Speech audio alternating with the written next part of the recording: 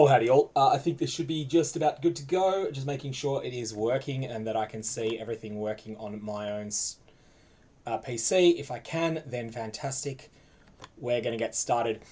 So I'm currently sitting at level 79 in the Endless Delve event. I'd been streaming the rest of it over on Twitch, but I thought let's have a bit of a break. Come here where there'll be a few different people online and get back to it. So the plan is at the moment we are pushing through content that's sort of level 74 to 76 at the moment. We've got a few nodes that we can pick up that are like medium quality, things like mana and life here.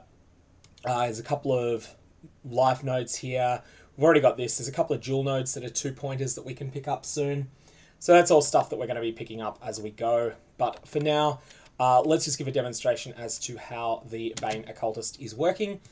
And let's just pick a particular node. I'm still stuck on a 4-link because of the nature of the Endless Delve event. Very, very, very stingy with gear, which is part of its charm. So let's go to a level 77 encounter. This will not be trivial, but it also won't be particularly difficult either. Well, I say that.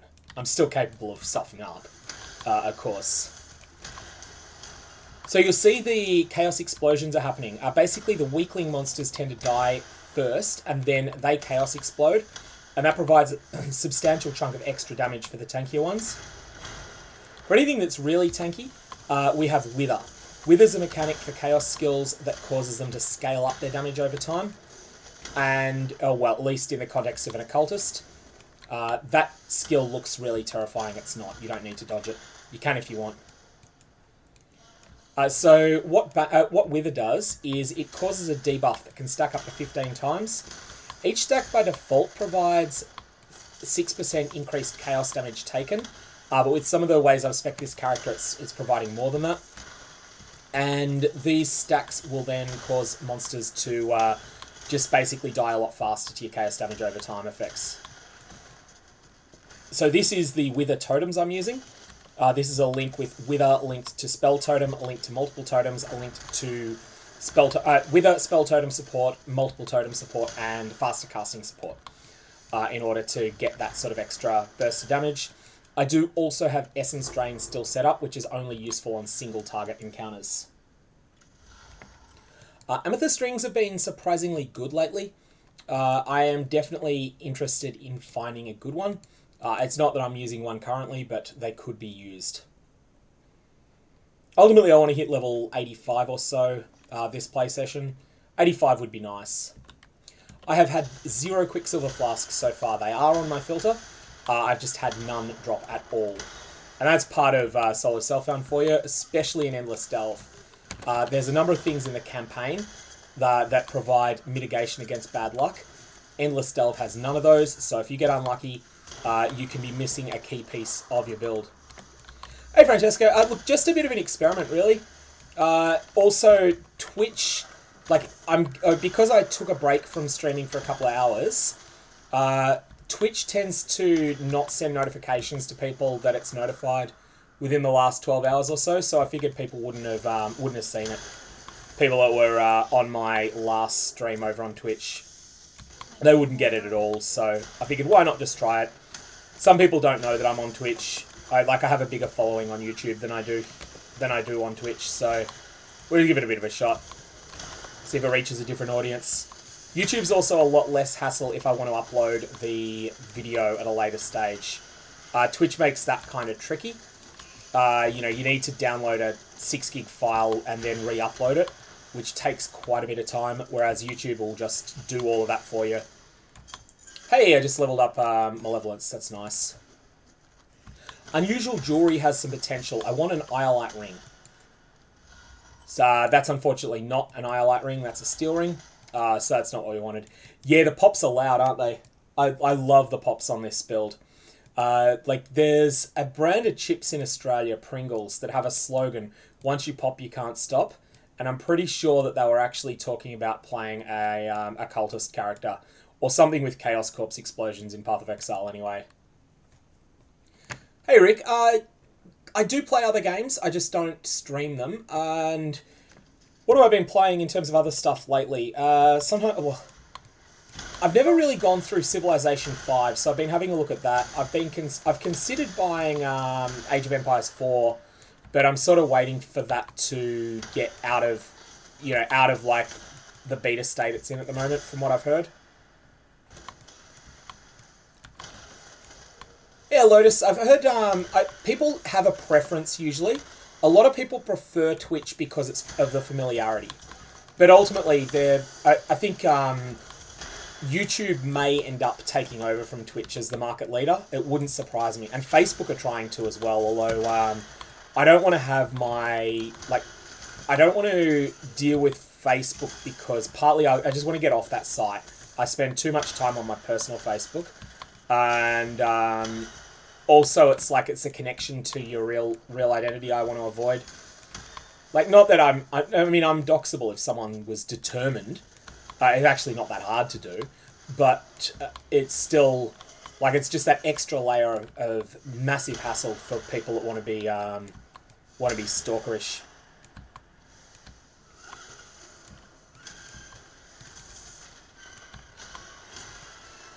So I tend to pop down the Wither Totems. I like having 3 of them up whenever possible.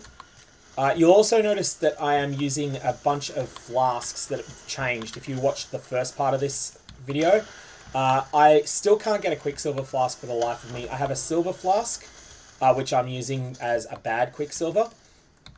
I mean, it's not that it's a bad quicksilver for everyone, but for me it is, because I don't benefit much from cast speed. And I have a granite flask and a basalt flask.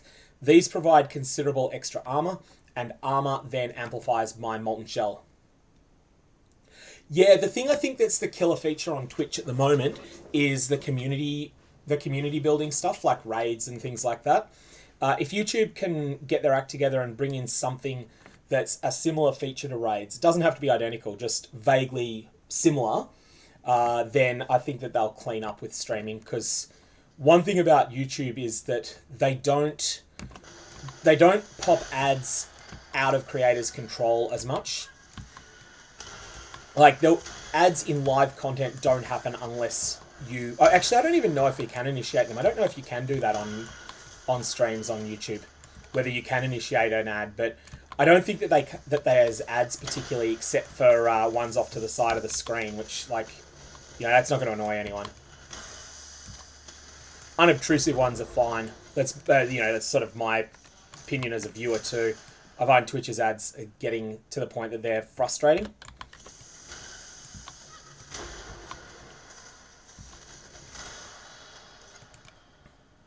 Picking up unset rings, I don't expect to ever use them, but they're useful to have there.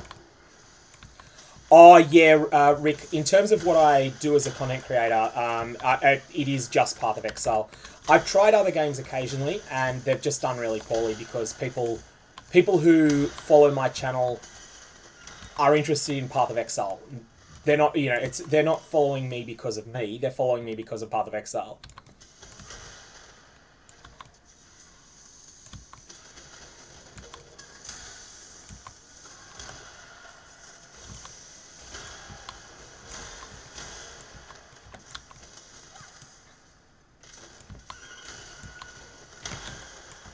So I took a lot of damage then in a short period of time.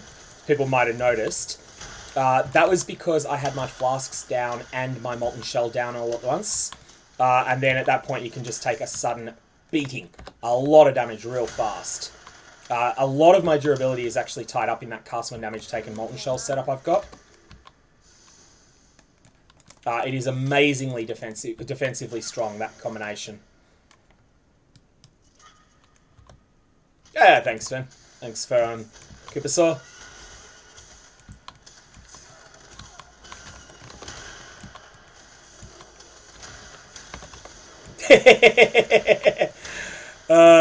It's funny.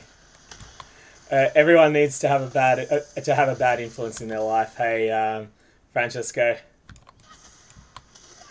I'm pleased that I can do that for someone.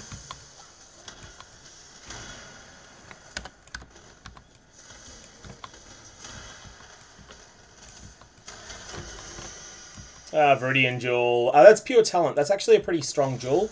One that I might end up... I need to look into it, whether I can use it effectively or not. Why have I got a full inventory? Anyways, that's alright. I'll make do without those boots. They probably weren't any good anyway.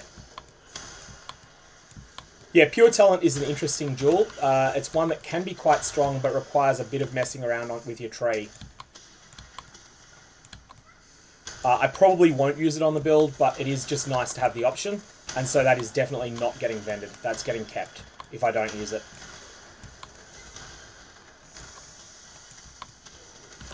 So that's level 80 now. It's nice to see. This is where the character progression is going to really start slowing down a lot.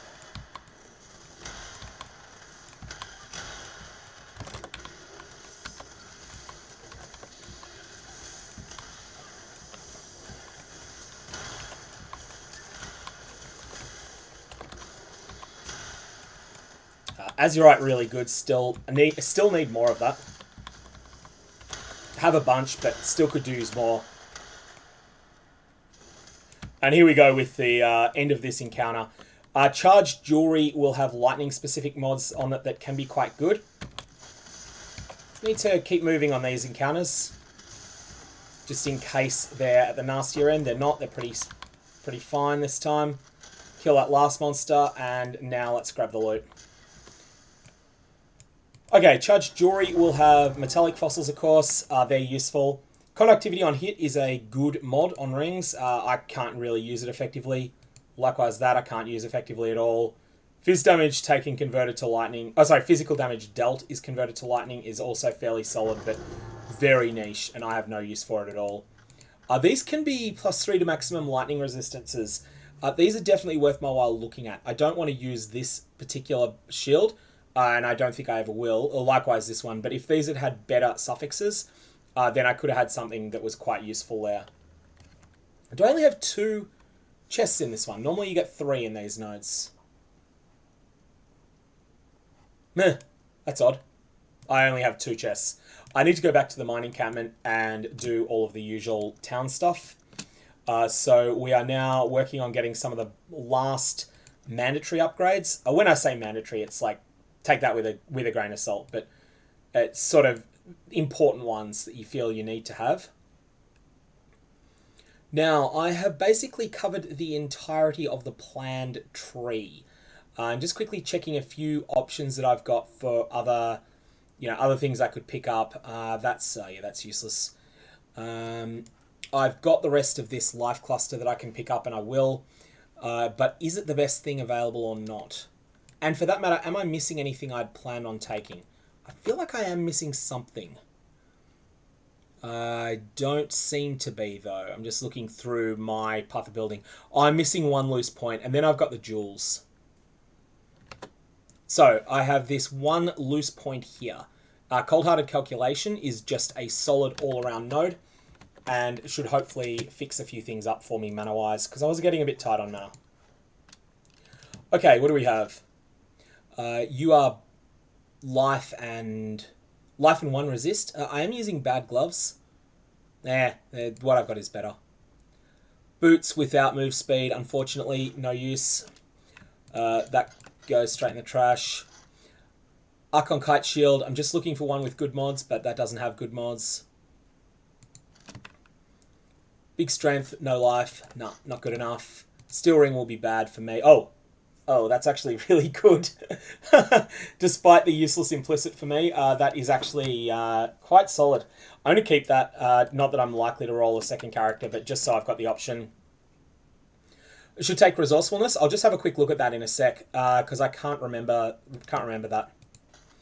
that node. Oh, double resist jewel. I'm definitely keeping that one. So these jewels are interesting. These ones that have like 40-something resist.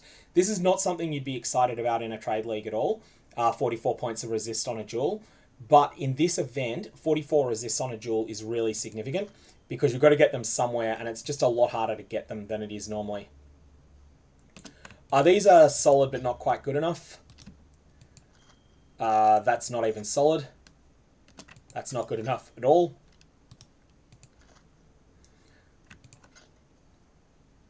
And conductivity, I'm just going to keep that one for the moment, just as an option.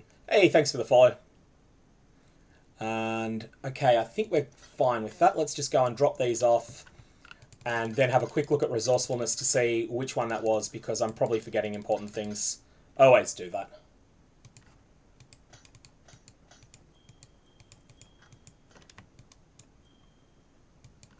Okay, resourcefulness.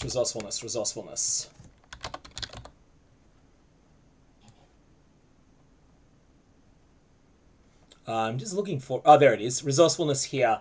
5% life. Yes, you're right. 5% spell suppression is a bonus. I'm not going to get 100%, so it's not amazing, but it is still better than... It is better than any other life node. You're right. And the funny thing is that this node is actually quite good as well. It might be that I want to reroute through this section, but then again, everything's kind of okay. I may just end up with a closed loop because this node is surprisingly good. Anyways, I've already taken cold-hearted calculation. Resourcefulness is next. I will take that. Thanks for the heads up. Oh, cool. Asenath's Gentle Touch is an amazing item. If you've got your hands on it already. Yes, Indamos. So I've put out a video earlier that was sort of a build outline as to what I was planning on doing. But I'm using Bane, which is a chaos damage over time curse-related skill. And it applies all linked curses as well as inflicting chaos damage over time. Currently, I would like to have a different setup than this, but because the nature of Endless Delve, I'm really tight on... I need to change this helmet entirely, basically. But I'm relying on the strength in it, so I need a strength roll on a helmet somewhere. But Bane provides chaos damage over time and also applies both punishment and despair simultaneously. Originally, I wanted that to be temporal chains, but I couldn't roll this easily to be triple blue, single green.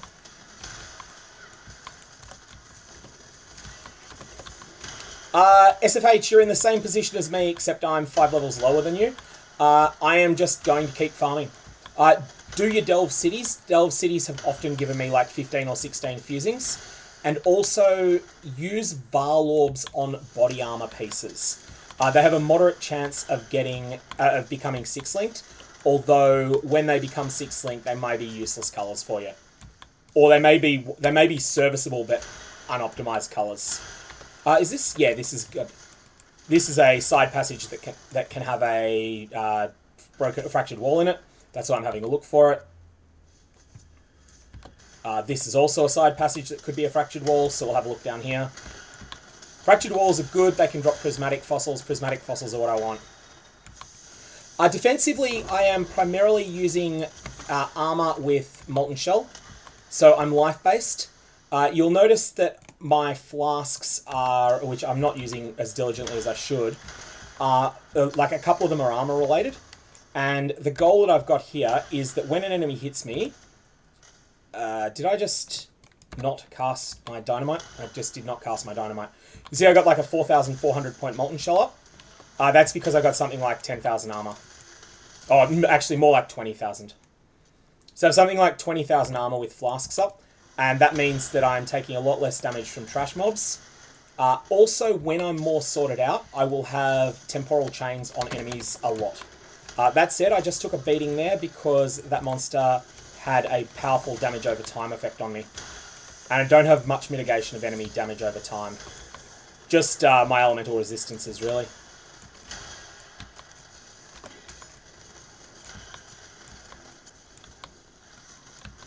I will grab that dynamite cache, they're always useful.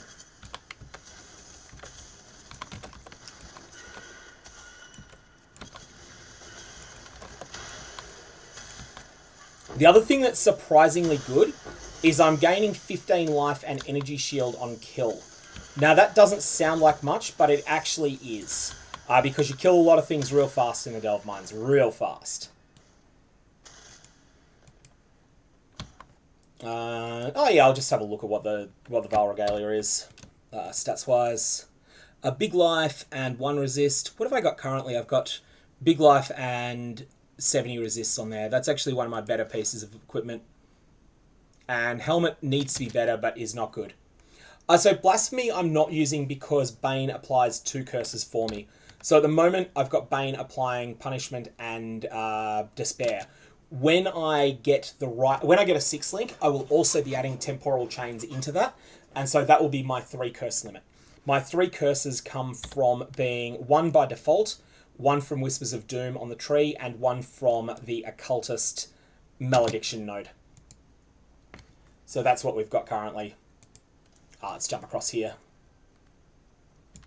I'm really just looking for XP at the moment before we start pushing deeper, because I am really struggling when I get deeper on a 4 link, as you can anticipate.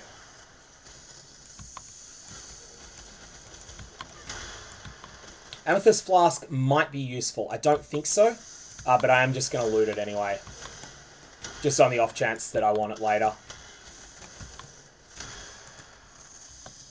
Certainly having a lot of trouble getting a quicksilver to drop.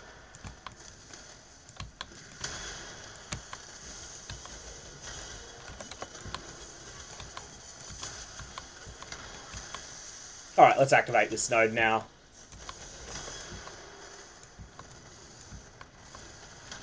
Yeah, well, look, I wouldn't see anything you use a mirror on, even in standard, I would not see as being being something that's forever. It's forever until the game changes and it's obsoleted. And if you're not okay with that, then I would suggest just not. I would suggest just not using the mirror at all and trading it off to someone else. Nothing lasts forever in this game. Even you look at a lot of the things that got mirrored in, say, Synthesis League, and most of them are obsolete now. I'm kind of curious if I get anything in that gems node. I really desperately need gem cutter prisms. I currently have no quality gems beyond just like a couple of sort of 7% ones I've looted of gems I'm playing. And I will be wanting to do the 20 quality flip at some point. But it's nice to have a few more GCPs when you're doing that, so that you can do it strategically and, yeah, have a replacement for critical gems before doing that as well.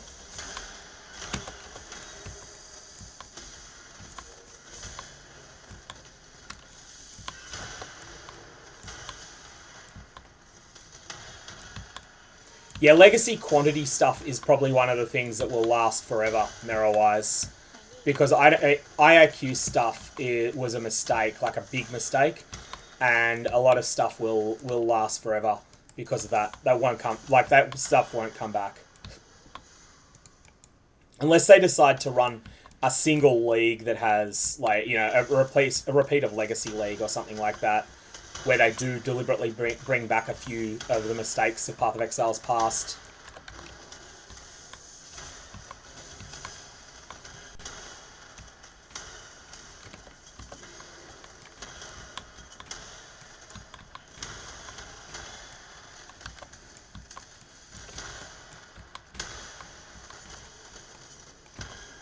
Today's harvest is still the most powerful crafting method in the game. It's still ridiculously strong. Like, absolutely crazy. The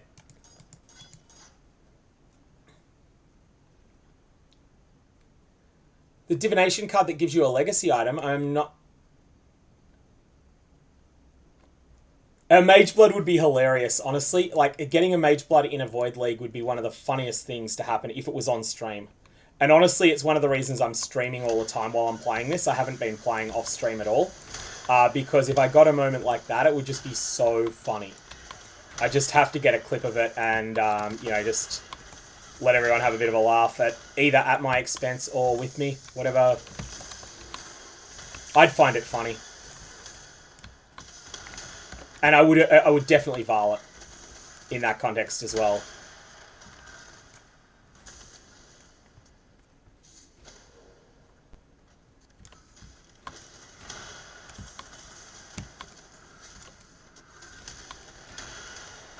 I think it'd be a lot more annoying to someone that wasn't streaming, to be honest.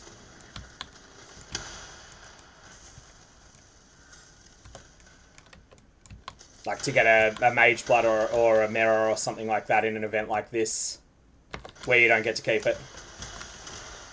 Well, you sort of do in the Void League, but you can't play your character in Void League.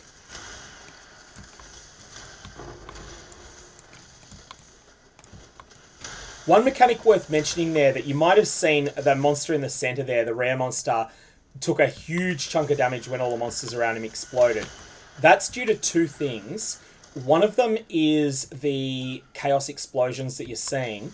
One is a much less visible one, and that is punishment.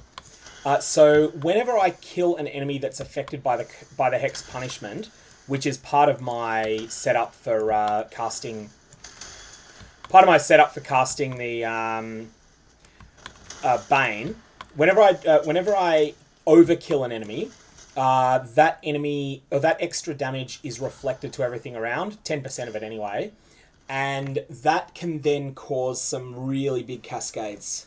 Ouch, guy. That's either hilarious if it happened to you in the context of streaming, or if you found it funny, or quite painful if you didn't find it funny.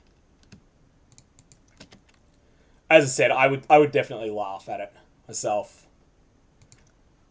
Let's grab one more dynamite at this point. Dynamite is less essential, but it's still useful to have. Now, we wanted to drop off some of those gems, and let's just go vendor. We're definitely looting a lot more stuff than you ever would in the normal game, and that's because of the nature of this event, where you need items. You need so many more items than you do in the normal game because you're actually IDing stuff. Yeah, I don't think there is a divination card for a legacy item. You might be thinking of Time Lost Relic.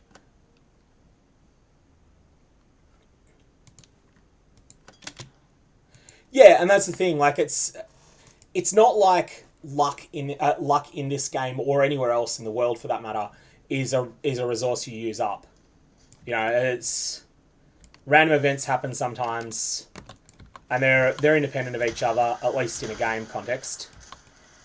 Yeah, Time Lost Relic gives you an item that, well, at least historically was hard to source, but it wasn't necessarily it's not an actual legacy item.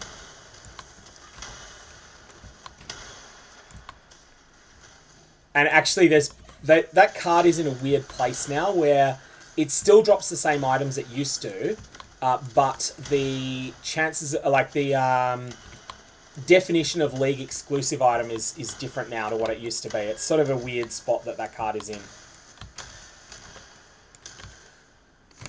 Yeah, obliteration ones. So you could focus on going you can focus on picking up the divination card. The divination card will drop from weapon nodes and also just from random places in Delve. I can't think of the name of that divination card, but it does drop a fair bit. Or alternately, it is not a very not a very rare item. You need to go to at least the depth that is the minimum level of the base item. So it's a Demon's Horn, isn't it? Obliteration is a Demon's Horn. So you would need to go to the depth at which Demon's Horns, like monsters, are the level where you could equip a Demon's Horn, and that's the earliest that you can start getting them. Hey, Raziel, thanks for the follow.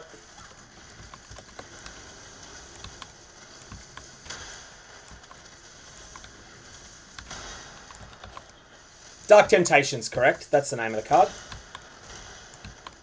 I keep getting it confused with Alone in the Dark, which is the one that drops a Delve-specific item, and I think it drops from some other content. It's not a hero. I think it's Abyss that drops that.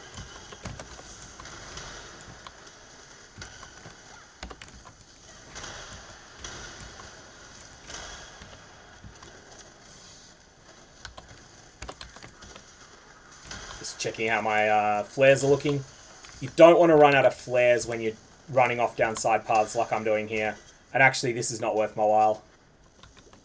Hey, catch you around, Felix. Have a good one. Gear is terrible, Raziel. I mean, I've got all my resists sorted, but I have no pieces I'm particularly happy with. So I've got all the basics. My helmet has to go. It's the absolute worst piece that I've got.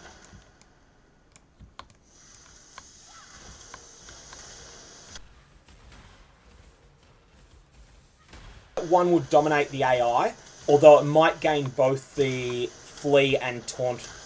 It might gain both the flee and taunt markers, but I would expect that it would that one of them would dominate the AI and be programmed in such a way that it could. Though that's not the only way it could work. It could be probabilistic, like it could be 50-50 if you've got 100 of each. Could just be a 50-50 chance which one dominates, I don't know.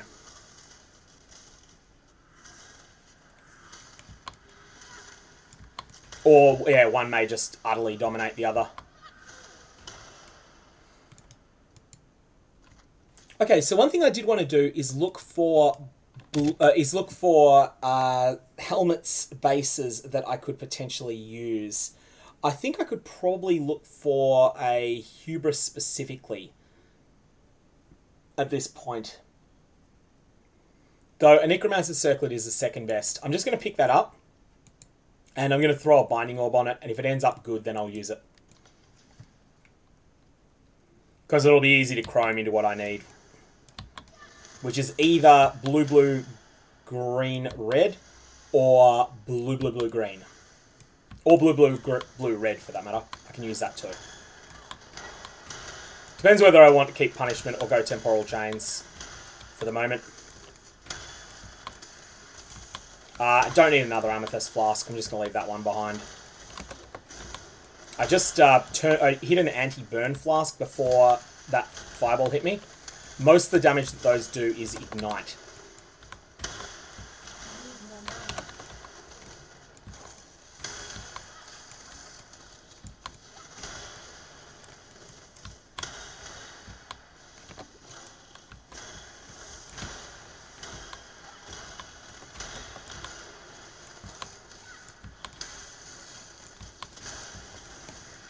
Those magic monsters off the screen are frustrating there.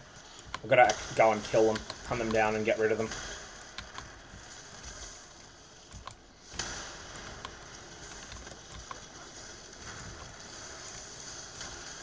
Okay, that's that node done. And we'll pick up all this stuff. Vital Armor will drop something with life on it. Often bad, but worth checking. Because there's a slim chance of getting something good. Yeah, heist is off limits on this. You can't do anything useful with heist at all. You can't even... Yeah, you can't do anything with it. That's why I've hidden everything heist related. Even stuff that would normally be a big drop, like a blueprint, is completely hidden.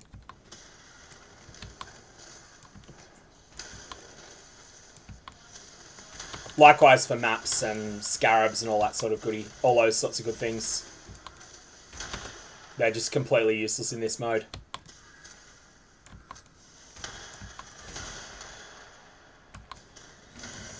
That's why I like this. The Endless Delve event is a lot of fun, but it's a 10-day event for a reason. Like it doesn't have the lastability of the normal game, though it is fun while it lasts. Oh, I hit that anti-burn flask. Hit the wrong flask. Nearly got killed because of that mistake.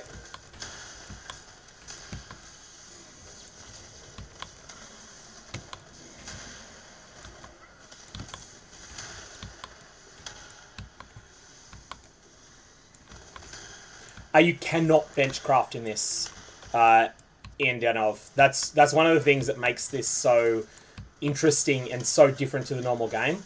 Like, you are so far behind where you would be in character power normally because you don't have the benchcraft. So your gear tends to be absolute rubbish in a way that in solo self-found it would be much better. One example of that, I had an item drop corrupted that had +2 to the level of all socketed curse skill gems, which is an ideal corruption for my build in a chess piece. Unfortunately, I couldn't use the benchcrafts to put useful sockets in it, so it was useless to me.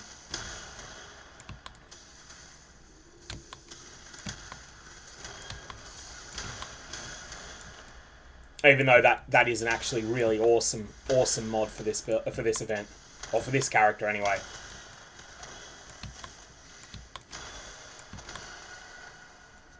I also had a unique drop 2 Implicit Corrupted in one of the cities, and it was just completely useless again.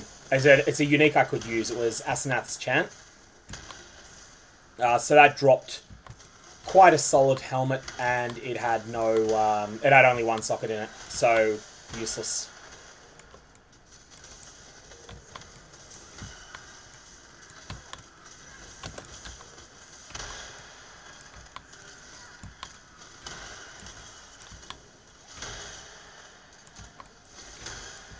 And it'd be very interesting to see how this compares to Endless Heist, which has a lot less of those restrictions on it.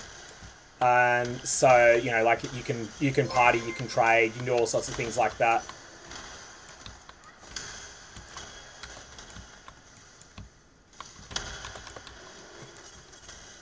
I found last league that I started getting bored of this about the time that I got to, I think it was like depth 185, 200, something like that. At that point, it started being a lot less fun because I don't know, it got stale. Also, ZZ, thanks for the follow.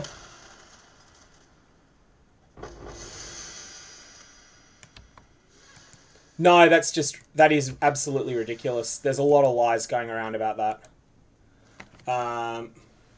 Rick, there's just like a lot of falsehood that's going on. It's end of, I'm not really sure what my goal is going to be. I don't know. I haven't decided how far I want to get. We'll just sort of experiment with a few things and see what we can get to. A 6-link would be nice. And then once I got a 6-link, that might reassess exactly how far I want to get.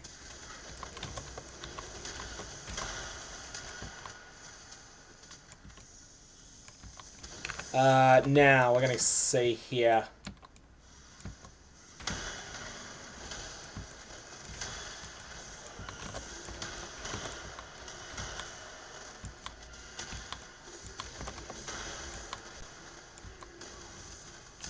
I'll have to have a look around at the Altar of Ascendancy after this. Like, I've obviously used it the 4 times, but I didn't look closely at it. So, like a graphic bug on it, is it?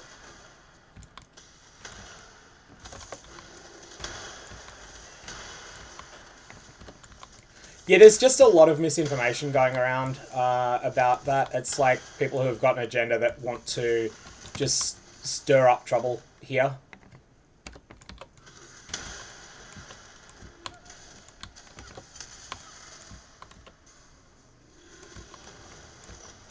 I think there's a lot of politicians abroad that recognise how badly they've done and want to try and take some attention off that by looking at how, you know, Australia's been one of the, even though my state's the worst affected by COVID, it's been probably one of the least affected countries in the world. Like New Zealand, I think.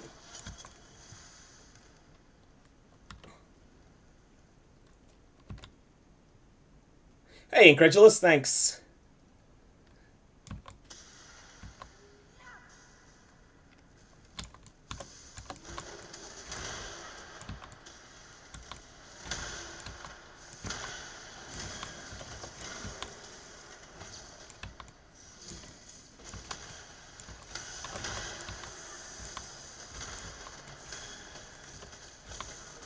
Yeah, and it makes sense that like the original model wouldn't have had that added to it at the time it was produced, and it's probably actually much more difficult than it seems to add it on later. I'm guessing. Oh, lots of monsters here. So these rowers are really dangerous in the Delve Mines. Not so much like this pack is just a small number of them, the skeletal rowers, but there's another one that's really deadly. Where you've got 4 rower nests.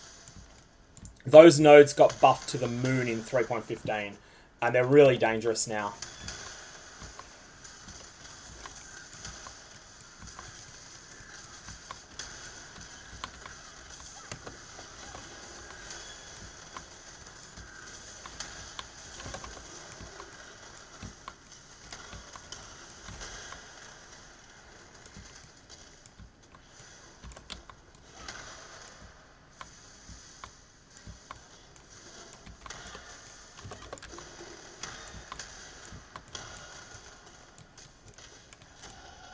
Okay, there's 81, which is nice. So wouldn't mind getting 85 tonight.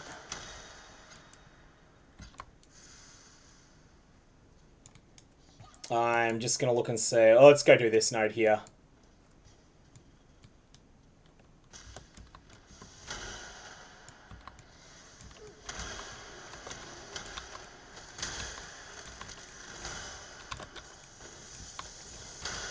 Punishment 18. Starting to see a little bit more in the way of gem levels. This is the last wave that will be reasonable to get. The next one's a long way after that. Yeah, just decide how much it's fun for, really. That's the purpose of this event. If it's not fun, then don't play it. But I do think that I think it'll be somewhere around 85 to 90 will be where it stops being fun for most people. But you know, you're the one that can make that decision. I'm not.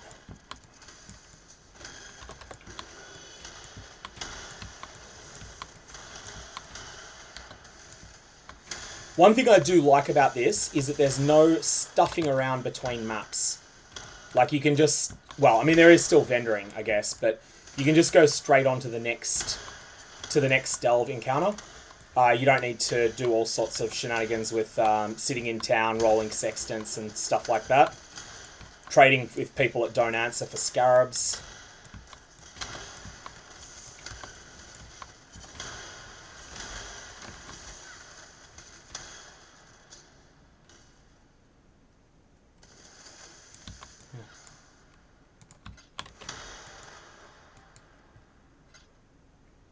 Okay, where are we now? We got to go get that. Rubbish, rubbish, rubbish, rubbish, and yeah, you're yeah, you are rubbish in this event. You're a cool item, but not in this event. You're not. Let's go back to town at this point. Yeah, those Rowan-S are ridiculous. Okay, that is rubbish as well. That helmet, even though what I've got isn't great. It's better than that. But I have a lot of binding orbs now, so I can use them. So let's have a look at this. Oh yeah, I can see what you mean. That's completely crangled from behind.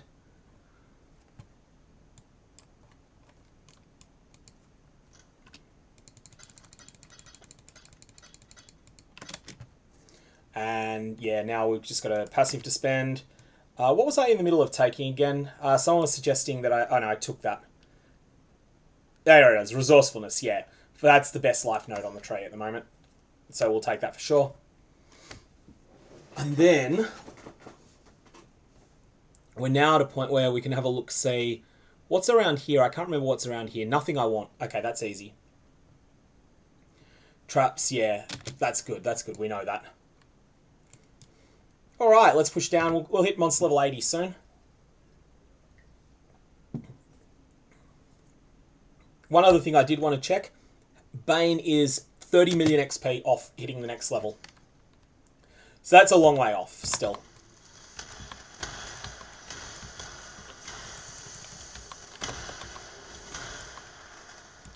Hey, Amory. Yeah, I don't often stream on YouTube. Usually I'll be over on Twitch. Just thought I'd do something a little bit different for an experiment. Catch a slightly different audience this time to what I normally get on stream. I should have checked that first spot.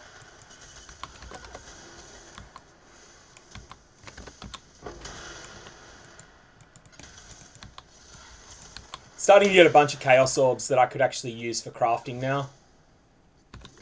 Something you don't usually do in the core game is use Chaos Orbs to craft things. It's normally to pay Zana's bench fees, but in this they have no other utility. And here's what we were looking for, our Fractured Wall. We've got two things left. One left. Hidden Treasures will be uniques.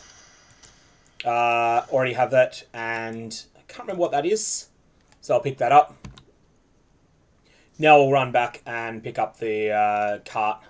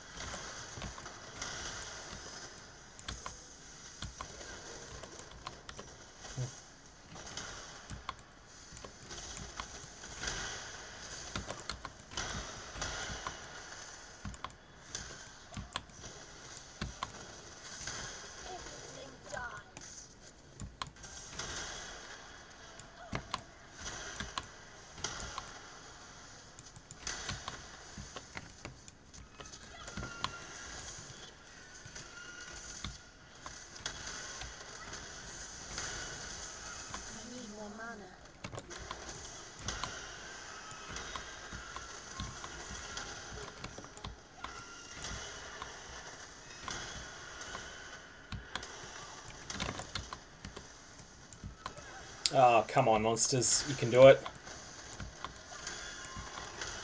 Alright, there's that one dead. That one's about to explode. So these monsters, these rare monsters that explode on kill are the ones you need to do to beat the node. And they can be sort of obnoxious the deeper that you get in the mines. They start doing a lot more damage and like on their explosions. So you got to be much more cautious around them. Efficacy is actually level 19. That's interesting. That's on... What is that on? That's on Essence Drain. 242 million XP now. Long way for that to go. And this is what we want to see. A city. Cities are great. Cities will have a whole bunch of stuff that I can find, particularly fusings. Fusings are what I'm going to need the most of. Unless I get stupidly lucky, in which case, fantastic. Oh, that's right. I wanted to check what this thing was again. Xanathus' Cossack, that's right. Of course. ES Chaos Resist, and not particularly great item. Certainly usable early on, but not something I'm ecstatic about. My backup Banes in the offhand have leveled. Those are going to be used 2 times. The first one is when I flip my main Bane to 20 quality. The second time, and more importantly, is that once they're 20-20, I'm going to be valing them, hoping to get a 21. Of course, I may not play long enough to get to that point. Let's just check down here.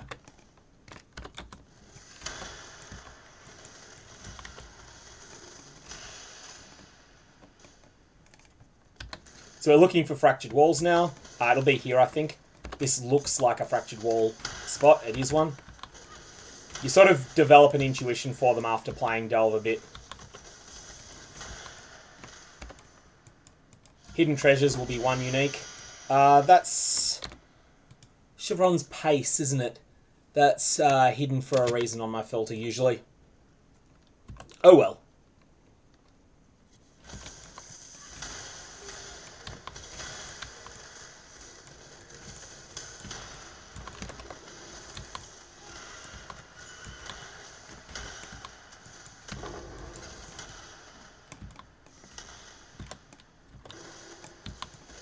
One thing I haven't got any of yet is shuddering fossils.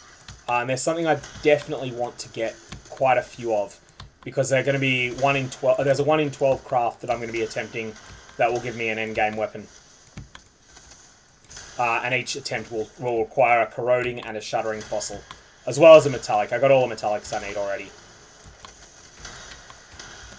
Corroded usually are pretty common too, although they're usually valuable in trade because people use them in bulk. Light Riches will drop divination cards associated with currency. So that can drop things like the Long Con would be the only way in the game to get an Elder Slayer Exalted Orb at all. Which no one will turn in that set because it's too rare in this event. No one will get 4 of it. It can give you the divination cards for Exalts and stuff like that. More usefully though, probably, is just some of the divination cards for more common currencies that you might need. Oh, and it actually drops currency as well. That's useful to know. And the side quest, Master Seeks Help. That's completely useless in here, as you might expect. You can't use prophecies, even if you do manage to get one. There's a couple of ways you can get them.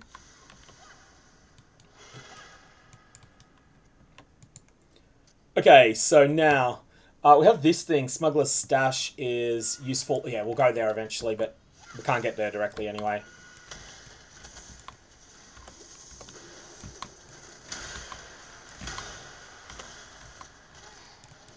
Forgotten Wealth. Nice. That stuff was forgotten for a reason.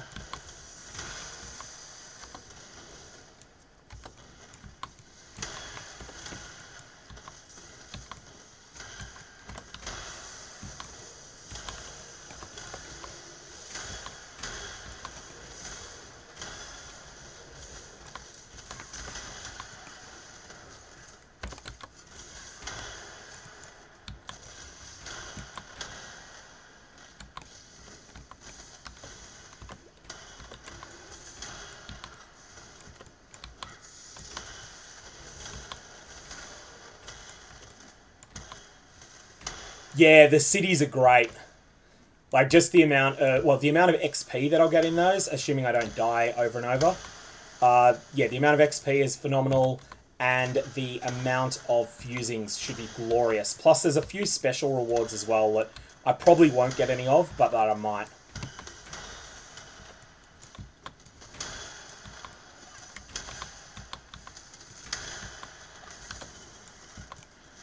Okay, let's pop that thing down, get out of the way. Alright, we're going to pick up the Val Regalias here. My intention with those is that I might just throw... I'll just check what they look like with an ID scroll. I'm also looking for a helmet, and that could be good. So I'll just pick up the Aventail helmet as well. And that's just going to get a Binding Orb or something similar on it. Well, we had an Elk as well. So let's just jump back to town at this point. Clean up the inventory and then assess what to do. So Binding Orb on this helmet first.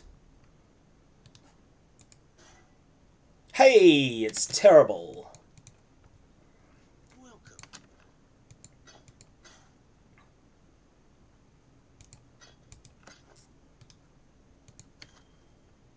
Big life and 1 big resist. We're going to keep that. That might just actually be worth using. Unfortunately, it doesn't have any stats on it, and stats are sort of tight at the moment. But I will have a look and see if I can make it work. There's a big cold resist on it too.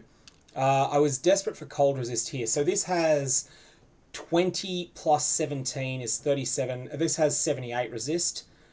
This is quite a lot less than that. It does have more life. But this could be improved, actually. I should use a Blessed Orb on it. Even if I don't need the resist now, it's just good to have that. This one here, yeah, this is not as good as either of the rings I've got. That gives a bit of extra flexibility, just being over on the cold resist cap from that Blessed Orb. So let's hit this city, and let's work out the pathing here. So these two have to be entered from below. And actually, once we get to below, we can get to everything from there pretty quickly. All right, that's fine. So this one's the outlier. Got myself a caffeine. Alrighty, let's run downwards.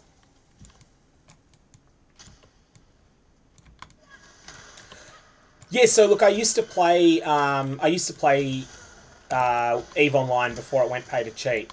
And the buy order and sell order thing, ultimately, that would be... I think the reason that we don't have it is because the similar thing... Well, the functionality that was in Diablo 3 was a disaster for that game. And partly, when you make trades super easy like you do in EVE Online, it means that a whole bunch of items end up being super, well, it ends up that items have to be made rarer to compensate, or in the case of EVE Online, they have to be made destructible. In EVE Online, it's the thing that makes the economy function is that everything is destructible, and stuff is everything's a consumable in that game. You know, your ship, everything. That's something that doesn't fit in Path of Exile. And really, I think that the game would actually, to go to the extent of easy trading that EVE Online has, would probably actually wreck the game. I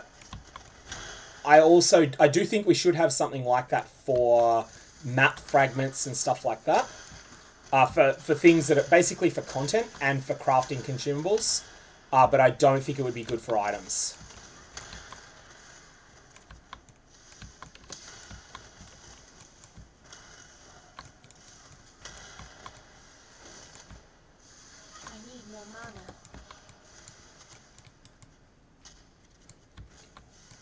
The other thing that could be done, and this would be a big change to how Path of Exile works now, if they made a bunch of items bind on equip, then that would be something that could allow, you could have a more thorough trade system then.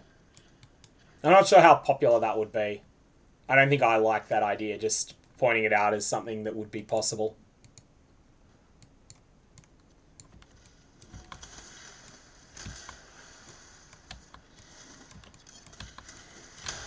These have so much XP in it, these nodes. So first step, we're going to stand here for a sec, flask up, defensive flasks, and then we're going to run around this way, tag the other big section. Definitely need flasks at this point, and we're just going to deal with all these monsters around here.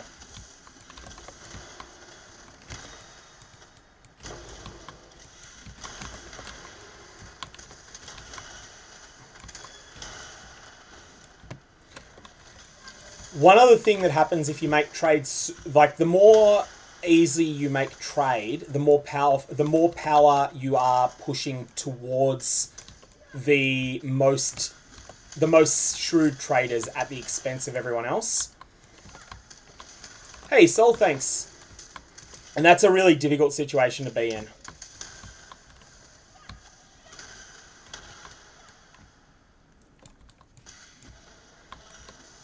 Yeah, I don't think that we'll see that just because we've got no history of... Well, there are things that are bound in this game, mostly to account rather than character.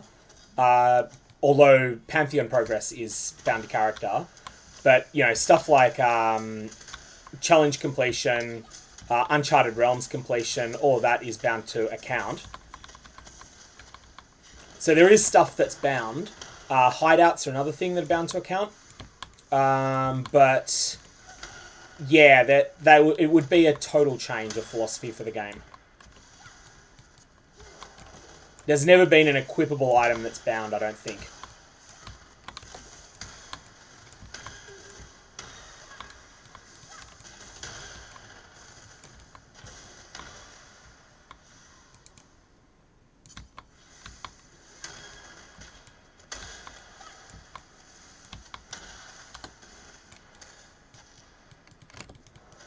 Oof, taking so much damage from that thing.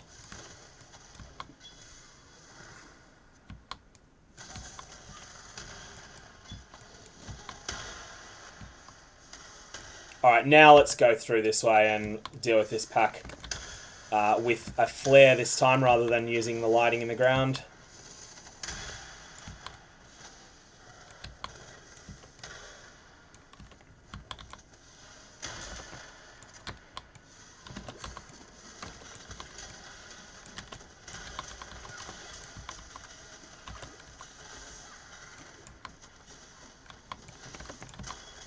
Oh, I'm out of flares. Okay, get back here.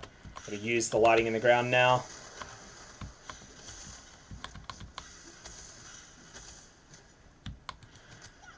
These nodes take a while, but they are so worth it.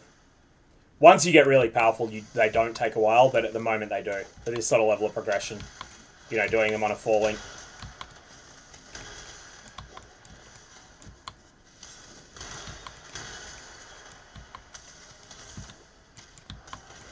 You can't really face tank everything. You need to be a little bit careful. Astral Armor has potential. That'll be a Shaper item. Don't know if I have anything really I can do with a Shaper chest piece like that, but I'll find out. That's a fail. I mean, 65% spell damage is nice, but it's not enough. Not to make up for the 27% Chaos Dot multi I have on my wand with some spell damage. Actually got that really early, and it's been quite strong.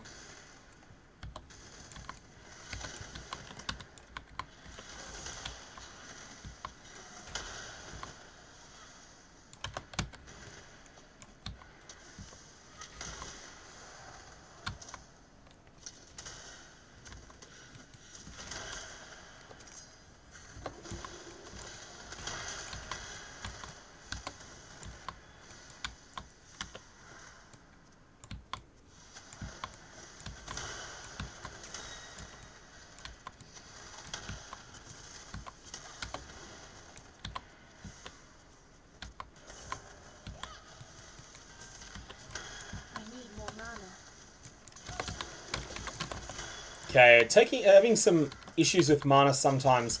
It's not like it's an acute problem.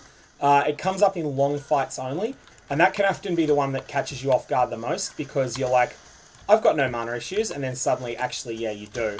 You're running out of mana in the middle of a fight. It's because of that quick one. That monster with the super speed was really rough there. Anyways, that pack is down now.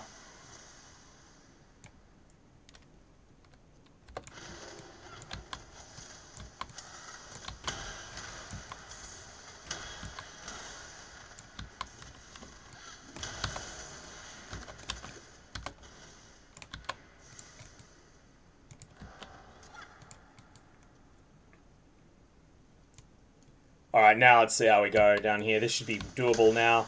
Got to get more flares, though, after this. Oh, been brutal on the flares this run. Good, I can get through here now. Step on this, and it gives me a small amount of light, enough to fight on.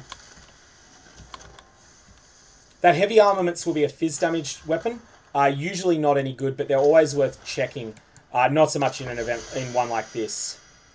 That was a bloodstained items node there, and it's dropped a unique that is corrupted. That's the single corrupted one. I also had a double corrupted one at some point before. And that's all we've got in this. There's no items that we're particularly happy with other than, well, shaper items okay, I guess. I might find a use for that. But that was pretty disappointing from an items perspective, but fine from a general XP perspective. We got a lot out of there. Okay, at this point we get the last cheap flare at this now, and then after this, everything else in the way of flare upgrades is a bit of a fight. You're going to spend a lot more azurite to get the rest of them.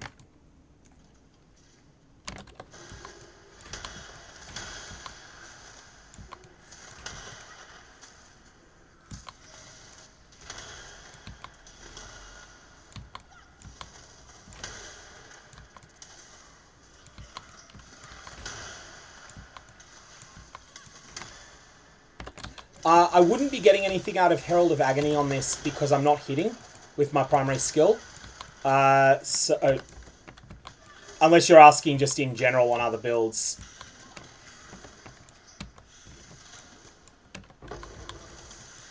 But so I wouldn't actually be inflicting any poisons. Even though I'm doing chaos damage over time, it's not related to hits in any way. Well, Essence Drain hits, but that's it.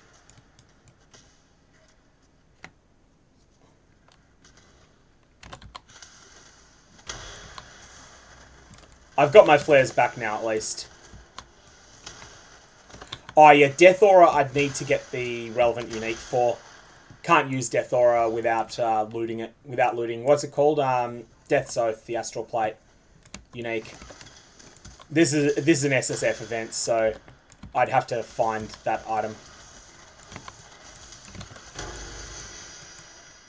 Lion Pelt, Obscurantis, attack-based. Not useful. Cool item, just of no use to me. Got made unexpectedly common when they changed it to no longer be a Guardian of the Chimera drop and made it drop anywhere. The other ones in that category got made pretty rare, but it got made quite common.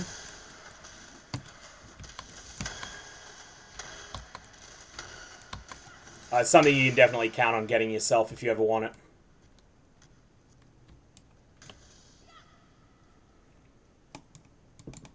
These nodes are dangerous.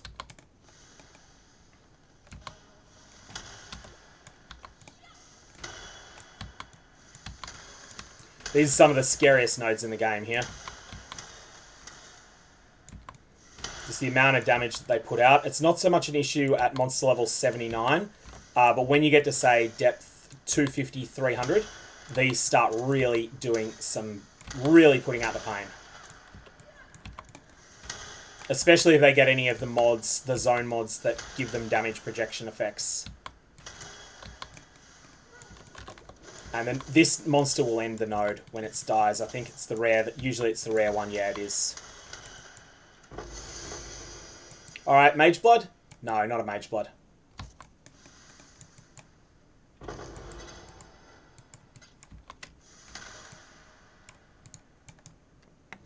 And let's jump back to town and quickly have a vendoring spree. So Obscurantis can go to the vendor. Yeah. Megan Lord is... nah, it's not any good. I couldn't remember the exact mods on that. Not good enough. Not good enough. And we will keep this shaper item separate. We'll have to decide what we want to do with that, but we may end up using that.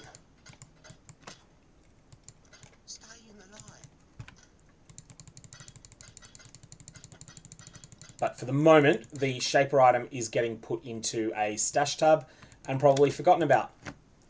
Now, we've got the rest of this city to do. This city should be quite juicy.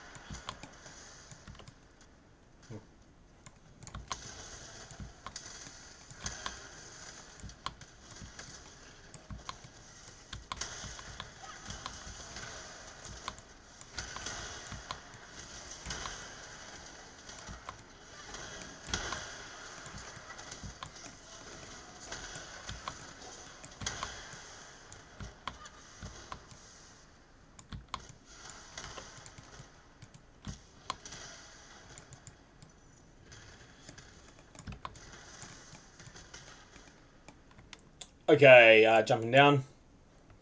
And we're very close to a level, so we will get that very early in the park here. Assuming we don't derp and die. And if we do, that'll be hilarious. If you do die here, even in softcore, you lose access to the city, so you lose the whole node.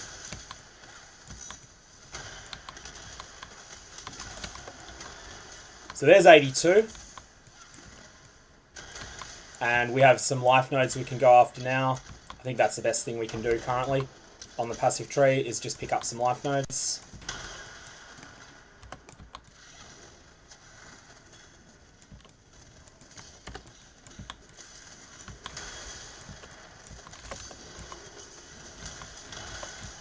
Lot of monsters here.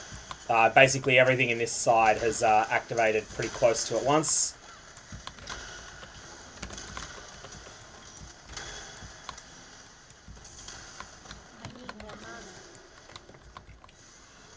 The lighting issue address is due to space. I do want to move in the short to medium term, and that would enable me to have space to run a proper, to have a proper thingamajig set up, to have a proper light set up. At the moment, I just can't fit it.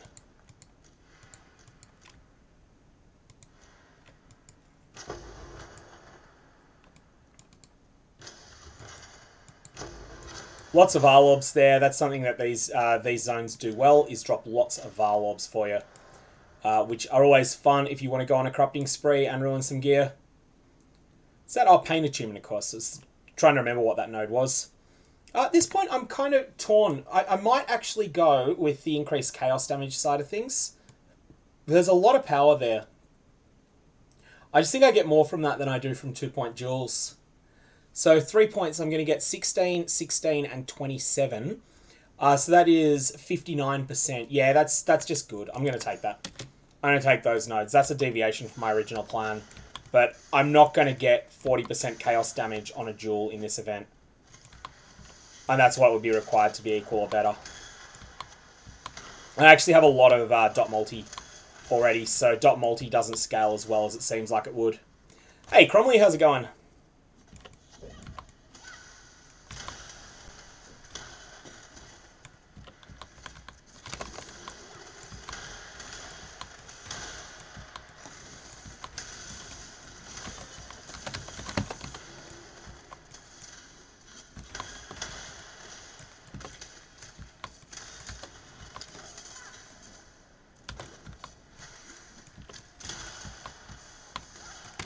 Oh, ouch. Something hit really hard then. I'm not sure what that was, but it nearly killed me. So there is something around here that is doing staggering damage.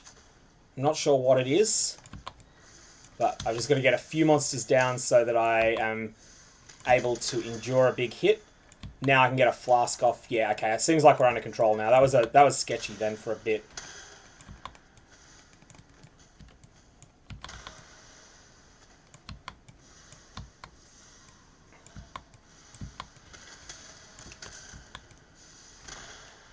Are you playing the event yourself, Cromley? I just felt like you'd spectate, sit this one out and spectate.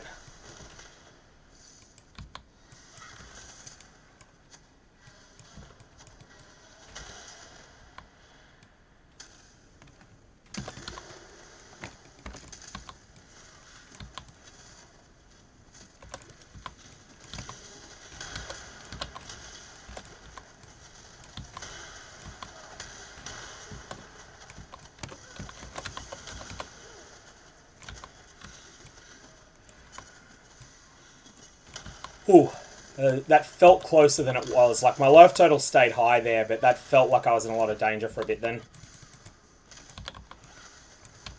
Gonna bring down these tanky ones here. Really feeling that lack of a 6-link now.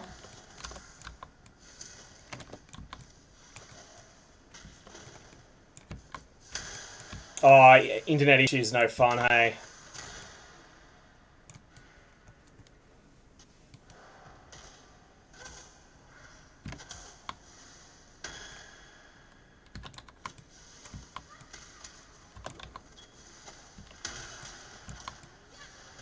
Getting a big molten shell up there just so that I can survive all that incoming damage.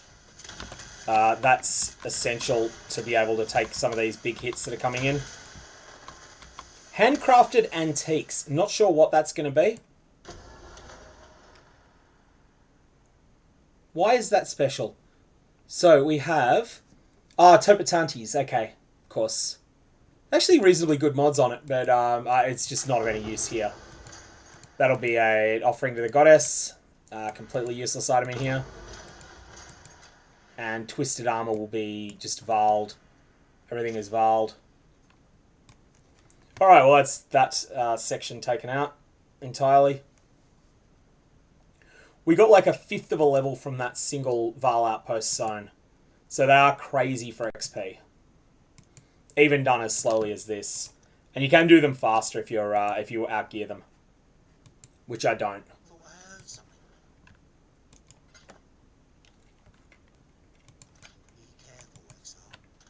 Be careful, Exile. I shouldn't have picked up that. Offering to the goddess. I will drop it on the ground instead. And this thing is so handcrafted is the name for mods for zones that have an incursion mod on them. So you can stand on the tiles. The tiles in them will trigger lights. So you can use flares as well, but there are certain tiles that will trigger lights. Next one, I'll point them out. And actually, all the cities are the same as each other. So you can do this either with flares or with the tiles or with a combination thereof.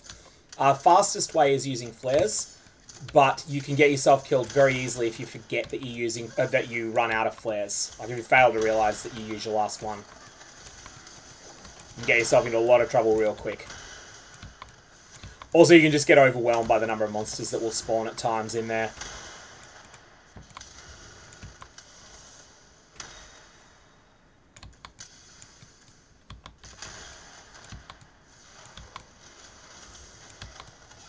So there's 4 tiles that cause light to spawn. The 2 central ones cause a lot of lights to turn on, and the 2 outermost ones only turn on lights on themselves. But we'll show you them when we get in there.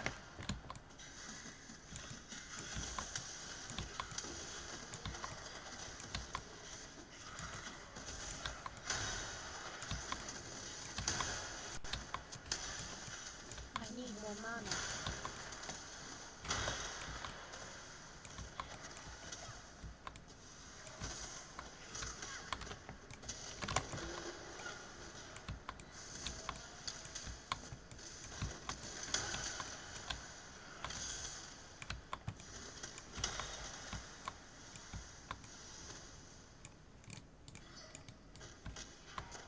Alright, let's open this up now. Opal wands are quite useful. They're the best base for me at the moment. So here we are. You'll see that there's this tile here that looks lit up. That is one of the central ones. Standing on it, it starts spawning the monsters as well. But that is the thing that gets the encounter going. So that's one of the ones. The longer you stay on it, the more lights will light up to a certain limit.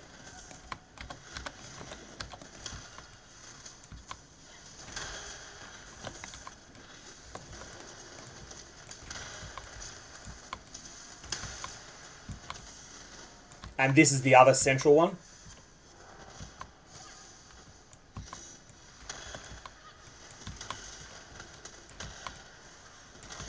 The end ones are the center of the rooms that have the chests. Like the majority of the chests anyway. Not necessarily every chest that's in them, but most of them will be.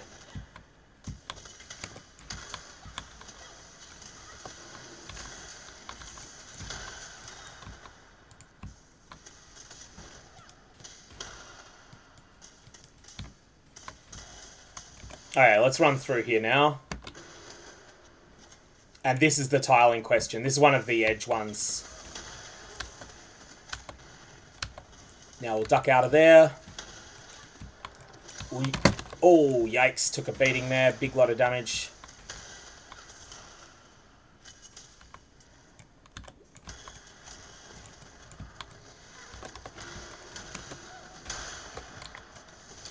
Still useful to throw a flare though, because that means that you can stand wherever you want. So while I'm killing these monsters, I don't need to spend like a quarter of my time standing actually on this tile to stay alive. I shouldn't have picked that up. Anyways, it's alright. And there's the tile again here. This is the one that only lights itself up.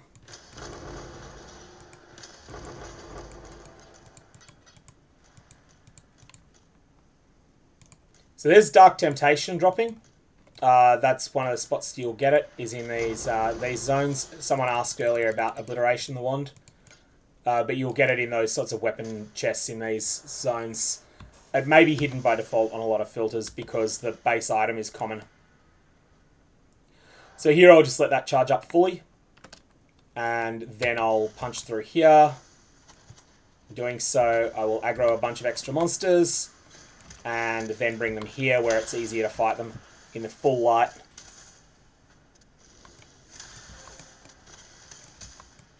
If this was deeper, I'd be moving side to side here rather than just standing still.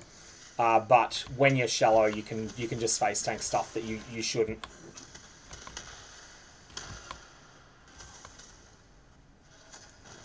Yeah, that's what they're there for. They're there basically to provide you with an alternative to flares. There's similar things in some of the boss fights as well, from memory. I think it's is it Kurgle or is it Ahutotli? One of them has something like that in their delve bosses. Like they all have some sort of light in them, but the exact mechanisms vary a bit. Yeah, I am, including Chaos actually. Or Chaos is like 72 or something. And that's without Purity of Elements. I basically, my gear is resists only. Resists only and a bit of strength. That's basically all I've got on my gear. No damage, pretty much.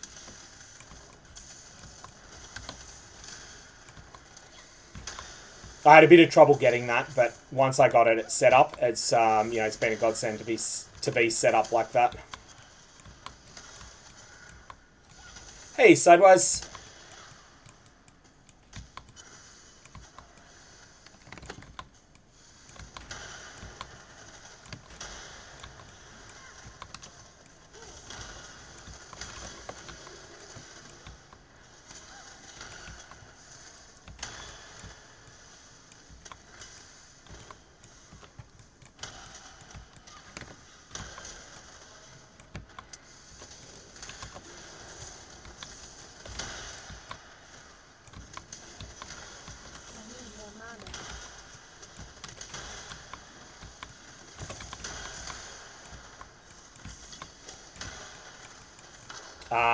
All useless maps here. Every single chest here is a map.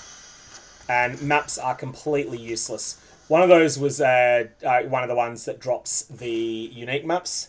So Hall of the Grandmasters is that everything here is just completely and utterly worthless to you. That was interesting. 5 map chess would actually be quite good in a trade league normally. Mostly not because the maps themselves are valuable. Maps are worthless now in trade, but because you get a lot of stuff like sextants from them. Anyways, let's pick these up and go back in. I have much rubbish on me. Yeah, you can't use them in this event. You can't use maps at all. So they're completely and utterly hopeless. But a bit of a laugh as well. Yeah, well.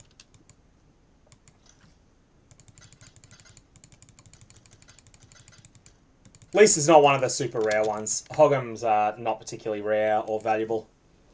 No, actually, it's one of the lowest value maps around. It does have a divination card for a mirror in it. And it's the highest drop rate div card for a mirror as well. The one for 1 in 10 for a House of Mirrors card. I think it's called the Immortal or something like that, the div card. But Hogham is just such a pain to run that even in softcore trade where people can do it reliably, it's not really done very much. I just sit on the Exalt. You'll find a use for it later. A 3-mod duel is a good starting point. Classic duel or cluster duel, either or. Because it's something that, like, you've got a lot of chances of not getting anything, but it's something you're likely to use for a long time. Yeah, I don't think Codex can drop here, can it? I think it's only able to drop from map bosses in the normal game.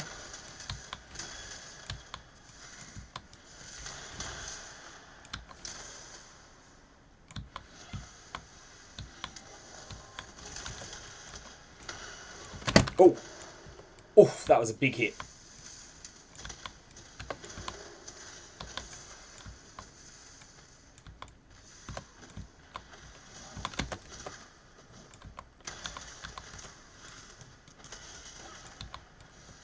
There's some rare there that was absolutely monstrous, the amount of damage it was doing. It was absolutely wrecking me. Oh, one of the nastiest rares I've encountered yet.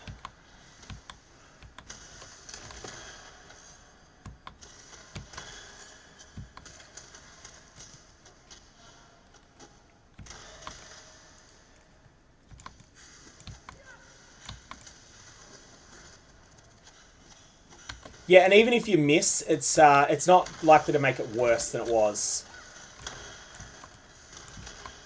But you've got a chance of making it quite a bit better.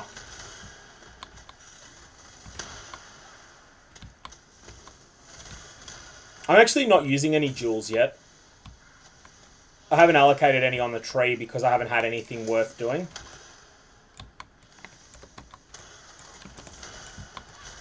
I think I want to roll Pristine and Aberrant jewels at some point.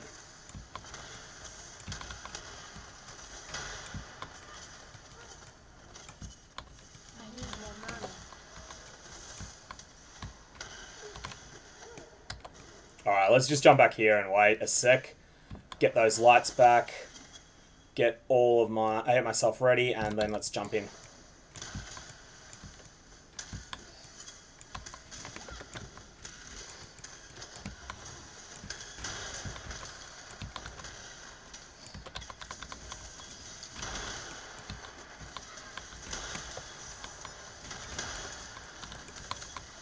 So I'm trying to keep my Molten Shell active all the time here while I'm in this pack of monsters, and a Granite Flask active as well. Cartographer's Riches will be useless, unfortunately. The other one has a bit more potential, but it's still a pretty bad node. You'll see there's like stuff like Harbinger's Orbs that drop in big numbers here that are valuable in a normal league, but not in here.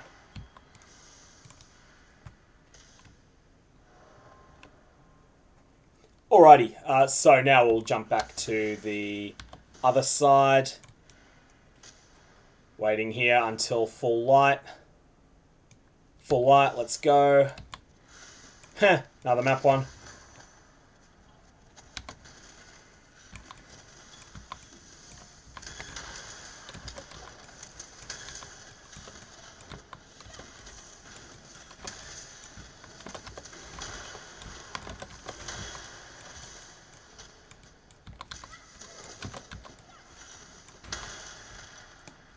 Hey, Sarav. Oh, thanks, man. Thank you, thank you, thank you.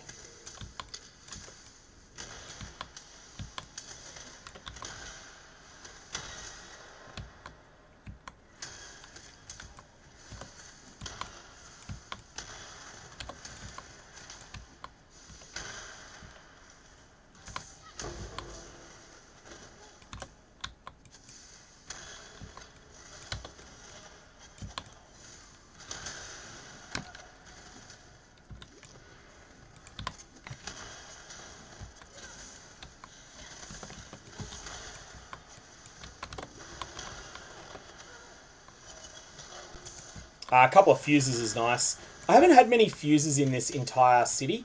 Like, this Delve City has been really disappointing from a fuses perspective. Some of the others I've got 20 or more in a single node, which gets me into a good spot for when I get a decent unique chess piece.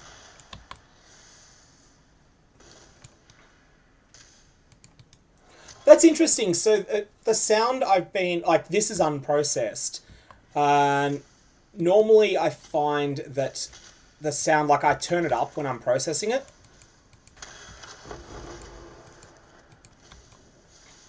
So I'm surprised that I'm not coming through too quiet now, honestly. Unless YouTube does something specific to process sound.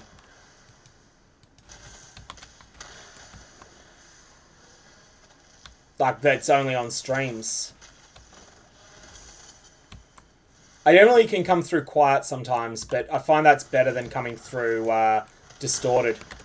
And usually it's one or the other with my current sound setup.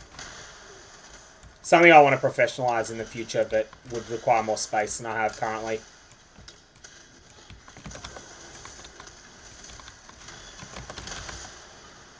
I need more mana.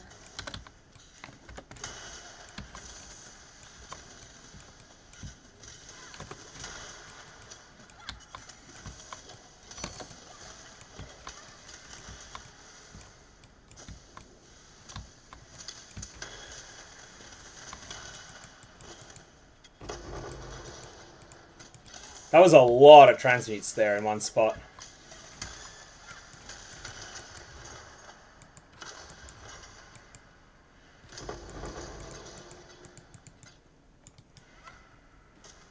Lots of maps again. All waste space. Oh well.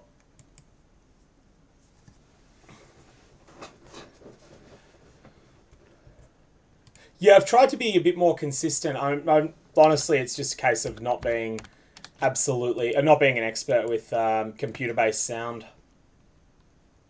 There's only so many things you can learn at a time.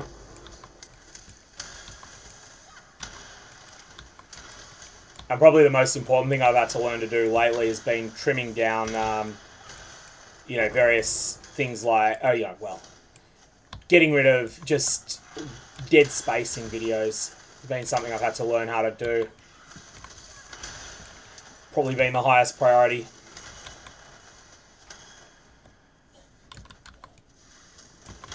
Fun fact, if you're ahead of the cart, or actually, whether you're ahead of the cart or not, you increase the speed of the cart if your speed increases. So one thing I was doing there was popping my silver flask, which I'm using because I haven't yet got a quicksilver. I'm in the 80s and I still haven't had a single quicksilver drop.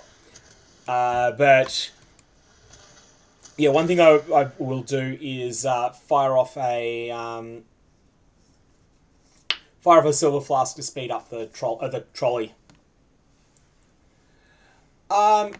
So the main spell hit, really the main defense I'm focusing on along those lines is just simply the Molten Shell. Molten Shell, I'll take the full damage of the hit. I'm going to try to bounce it off the Molten Shell as much as I can. Molten Shell's been doing really good for me so far. Like, I do have a fair bit of spell block, but it's not an amazing amount. And it's really hard to get an amazing amount. Oh yeah, no, that's exactly how I took it sideways. It's a problem I know I have, basically, that I need to figure out how to solve. But that is not going to be trivial to solve, unfortunately.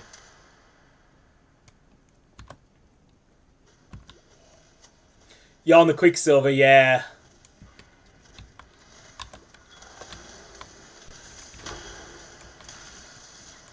So you can see there that I just endured a lot of hits there. Now that was mostly hits rather than spells. But it's the same principle, really. You can just, like, if you can tank regular hits, you can usually tank spells. Spell damage over time is something I don't have any mitigation against, but beyond just 75% resists, I don't really think it's that necessary. I'd like to get more, but I don't think there's a way to do it, short of getting a lucky unique. No, you have absolutely no Pantheons in this. You have no access to the Pantheon system at all. So it's just like you're in the first 5 acts from a Pantheon perspective. It's funny how, like, if you watch the Path of Exile subreddit, they'll always say the Pantheon is a useless system that does nothing.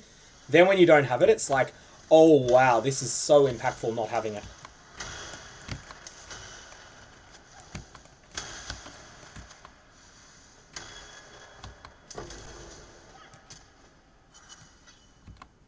Like, you really notice not having it. Alright, let's get this one done.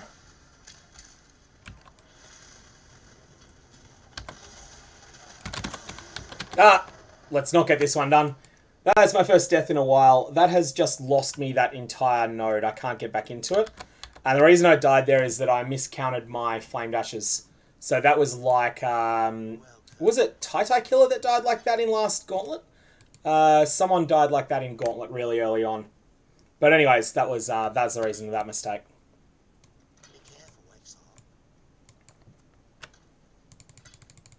Oh, I was hoping I'd get to the level at that point. Unfortunately, Ankit, you cannot change it. So yeah, I think now it's time to either plan for that ascendancy, or else you're out of luck. That's because of the demigods competition that they've got.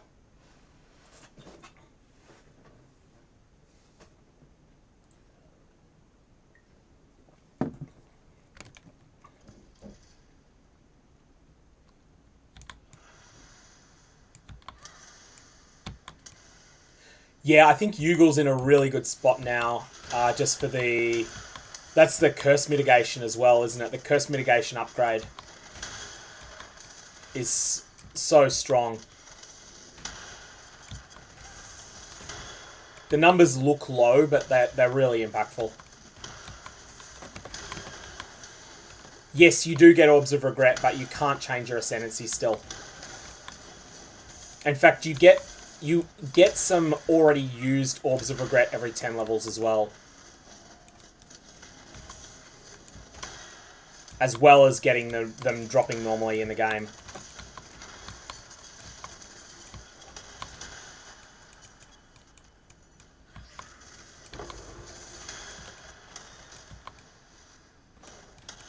Oh, Enkindling Orb. I should actually consider using those.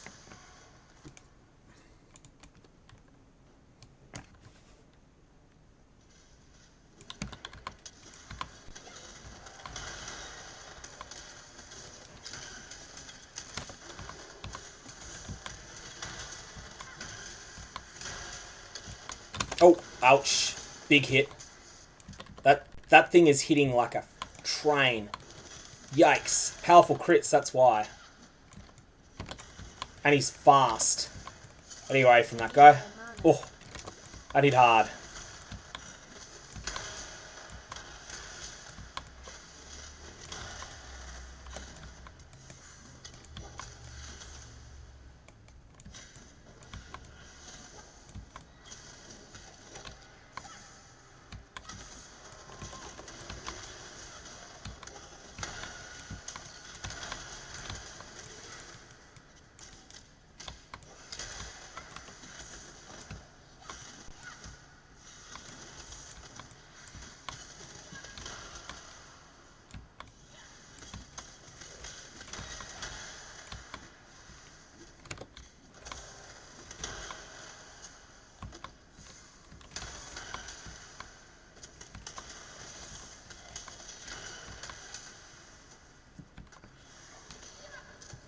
Yeah, I tend to find that the Brine King is the strongest pantheon by quite a lot for the top half, for the major gods.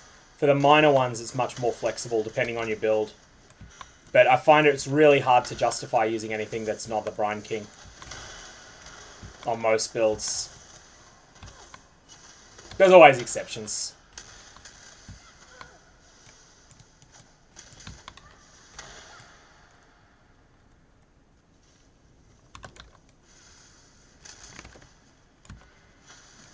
Astral Jewelry is a good node. It's a Shaper Jewelry item piece. Even if it's a belt, it's still useful.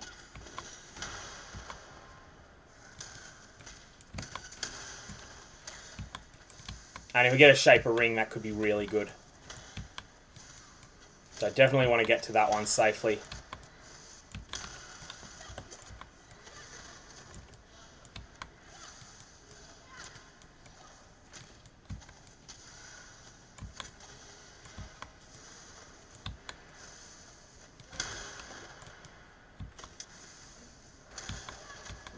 So I'll just light this room up again. And we'll actually use flares at this point as well. It makes it easier. Especially with so many monsters blocking my path, I need to be killing them quickly. Flare is about to expire.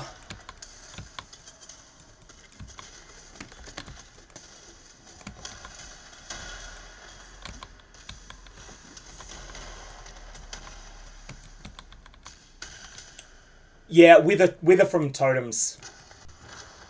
It's a chain belt. Unfortunately, that might actually be completely useless to me. Why did that light up? I don't know. It must be the base. And that lit up because of the base, I'm guessing, as well. But it can stay forgotten on the ground. Oh, well, this side has nothing.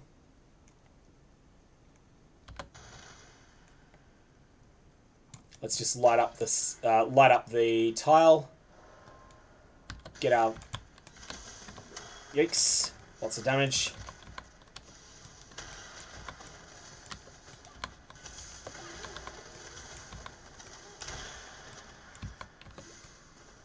I need more mana.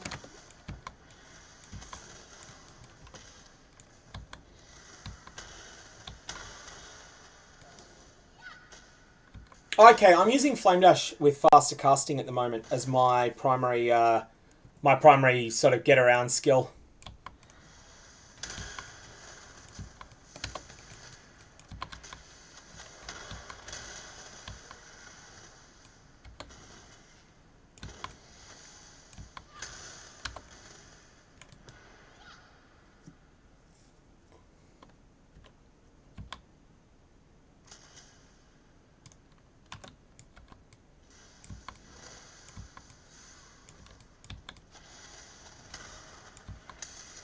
Heh, all useless nodes again.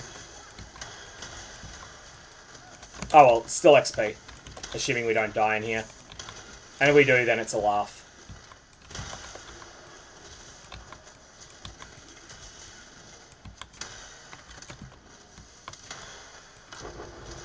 I mean, it's still got elks, I guess. You know, that would be quite valuable in trade.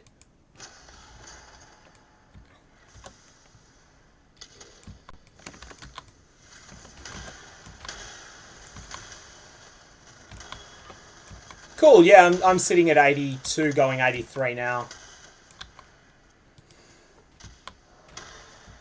Still stuck on a 4-link, unfortunately. But that'll change eventually. I need to put my withers down for this guy, he's a bit tankier.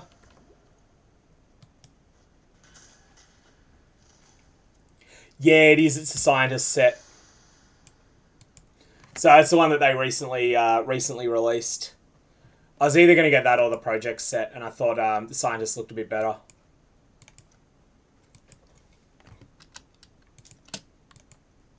Hello. Staying alive.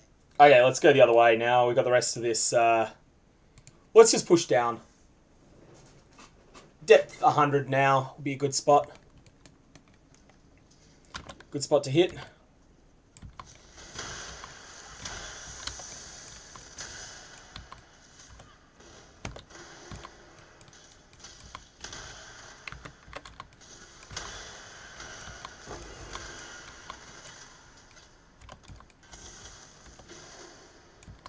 That makes sense, 5 Haru 5. That yeah, that you'd want the ability to trigger your flasks more. You'd value it more because you've got less access to buttons. Console must be a very different animal in a lot of ways. I've never played the game on console, so you can just imagine that there's a lot of things different though.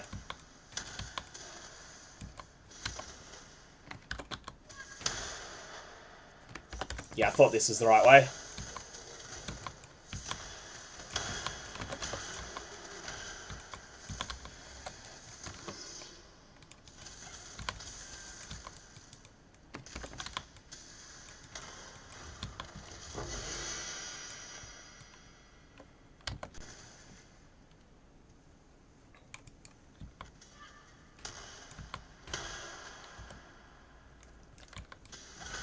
Yeah, they've got a bundle for the whole lot, the scientist thing. It'll get cheaper over time. Like at the moment, it's quite a lot of store points. They'll have it on sale, but usually they don't have anything on sale for 3 or 4 months after release.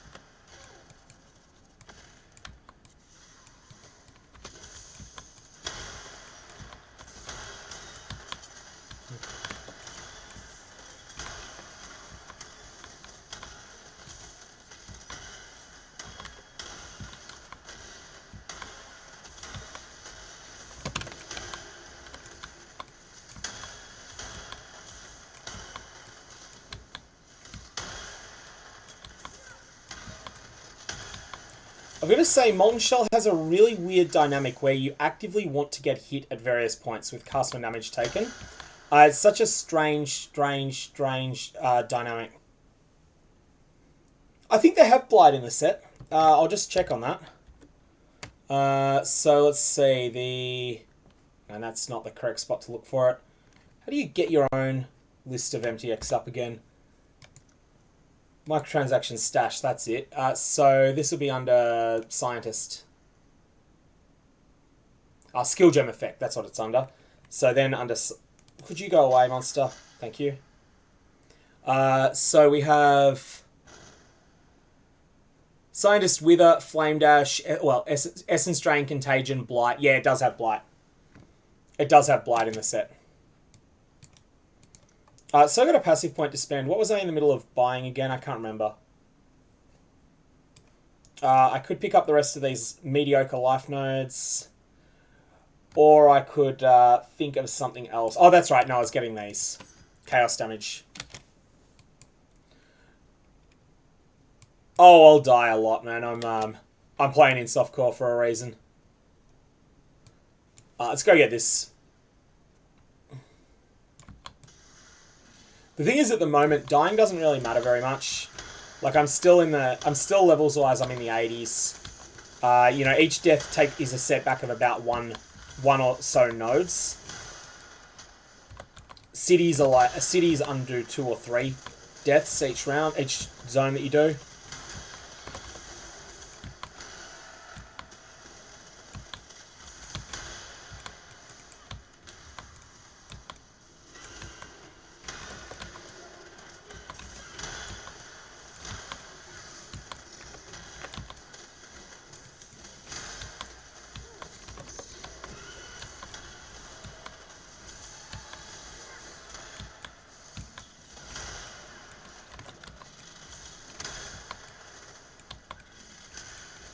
So this is one of those nodes that starts on its own. This has got an enchanted lockbox in it.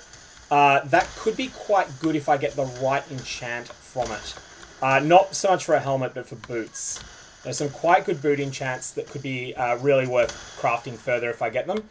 Even if the base isn't very good, they could still be worth using.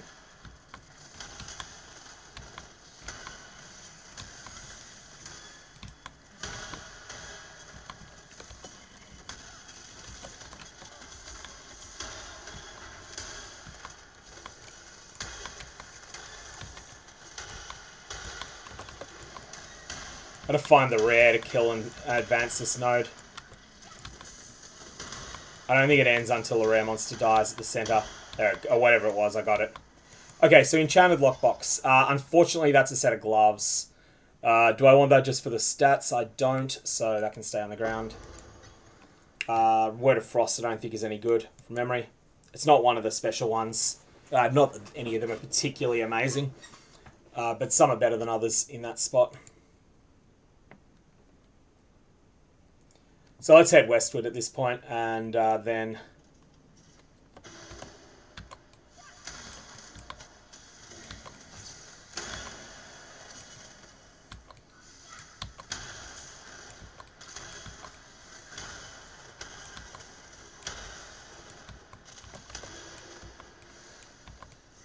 So, firstly, I would say don't worry about the prizes unless you're unless you're someone that's gotten to level 97 before in week 1 of a trade league, or maybe even earlier than that.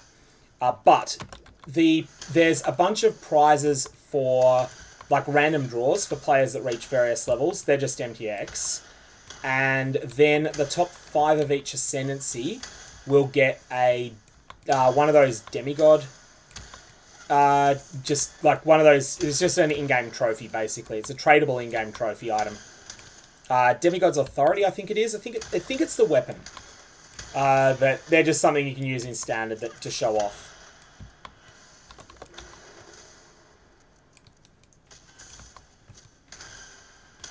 The event with the big prizes is the Gauntlet next week. But that's again, that's something that's very hard to win anything in. You really need extensive experience in hardcore solo self-found to do well in the Gauntlet. Far more experience than I have in that mode.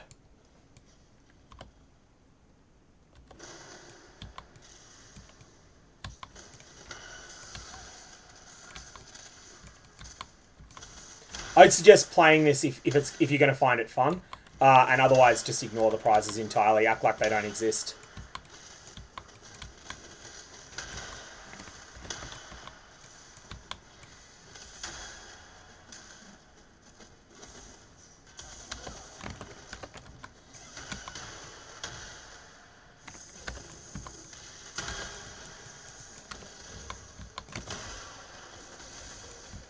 So I'm looking down side paths here for fractured walls because there's a few fossils I need, and we're starting, now that we're past depth 100, we should start seeing a few more of the fossils that are uncommon.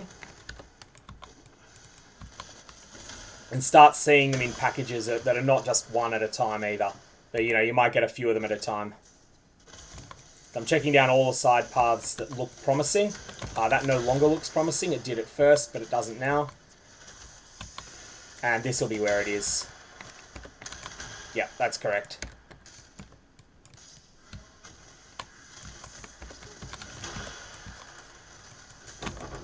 Hidden Wealth is alright. Just has a bunch of regular game loot in it. It's one of the better fractured wall chests that's not a jackpot or close to a jackpot. But it's still pretty good. And it drops quite a bit too. It's something you can count on getting semi-often.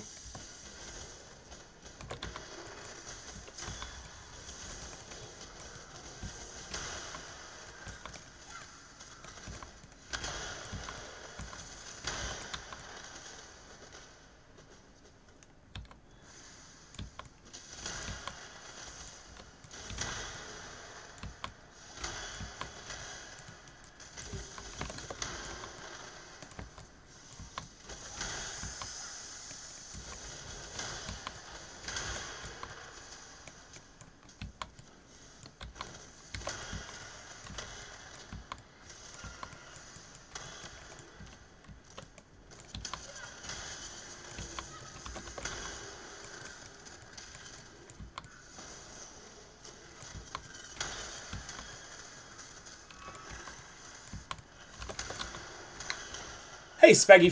Hey, Spaggy. So I'm also on a 4-link at the moment. And my auras are currently Malevolence, Determination, Tempest Shield, and Defiance Banner. So I'm not using Grace. But everything else that I'd planned on, but not Grace. I was using Grace instead of Malevolence for a period, and it was useful, but I'm frozen. That wasn't even a chat PK, that was a freeze. I just got myself frozen and couldn't get out of it. So yeah, let's fix that up. Determination on, Malevolence on, Defiance Banner on, and Tempest Shield on. So there you go, you get to see a death. Get to see the defenses not be enough. But like we said, softcore life.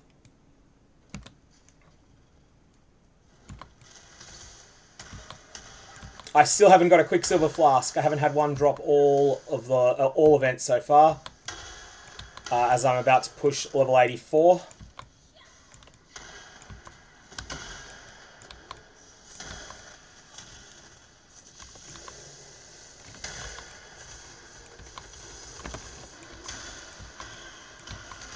Also, something I didn't have in the original build guide, I decided to go with Flame Dash Faster Casting as my move skill. That was after experimenting with it, well, like, thinking of a couple other options. I was like, no, I'll just go with Old Faithful. Ugh! Drat, died with the Chromatic Orbs there. Okay, now I'm really having some trouble. So I'm dying here because, I was using Purity of Elements, which would have saved me here. Purity of Elements would have fixed that, but I couldn't survive that because of the freeze.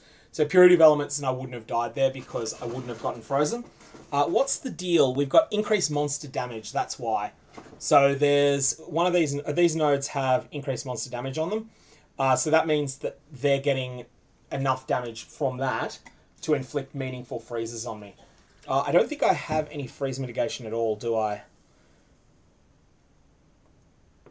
Oh, yes, I do. My life flask.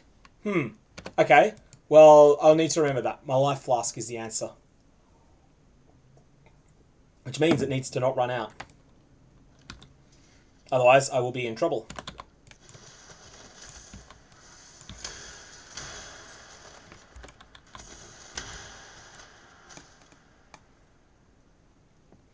So that's the first time I've had 2 deaths in a node for a while.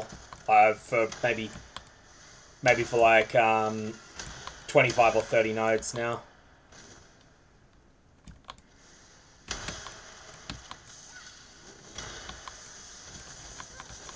Nope, yikes. Okay.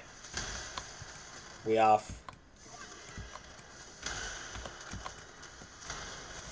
are in a dangerous spot, but we're okay. We're clear.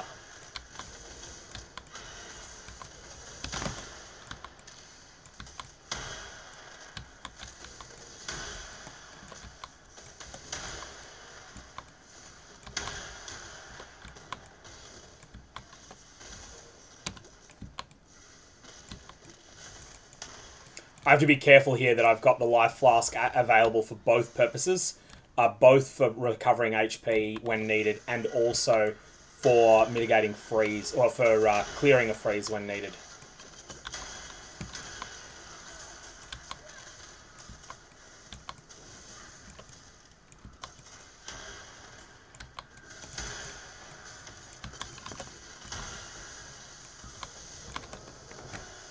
I was reading then, and I died because of that.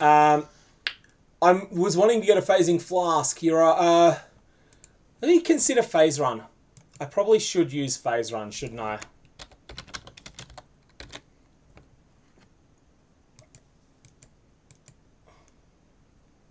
So how's this deal again? It's it makes you. No, I can use that. I will just use this as is. Yeah, you're right. I should be using it. Means I need to mess around with this. It's got... So this just needs to have a single red, a single green, and a single blue in it. They don't need to be linked.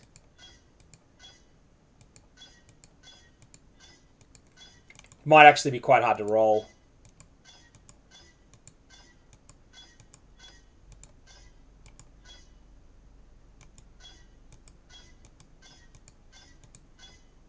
I'm getting off the 2 offs a couple of times. I just haven't got the right combination of 2 off yet.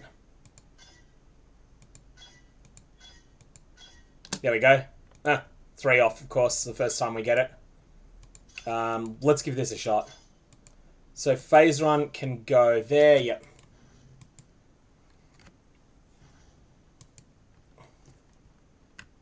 Yeah, I'll take your word for it. I'll give it a shot. Something I hadn't thought of because I'm usually find some other solution for phasing, but you're right, here you don't have that as an option.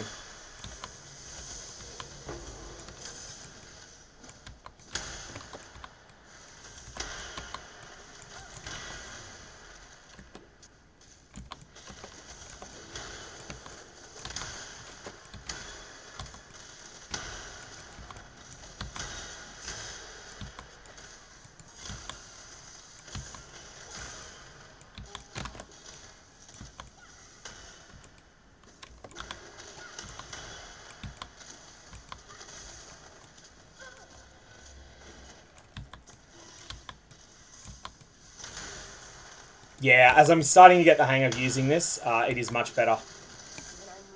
Definitely the right call to put that in. Thanks for the suggestion on that.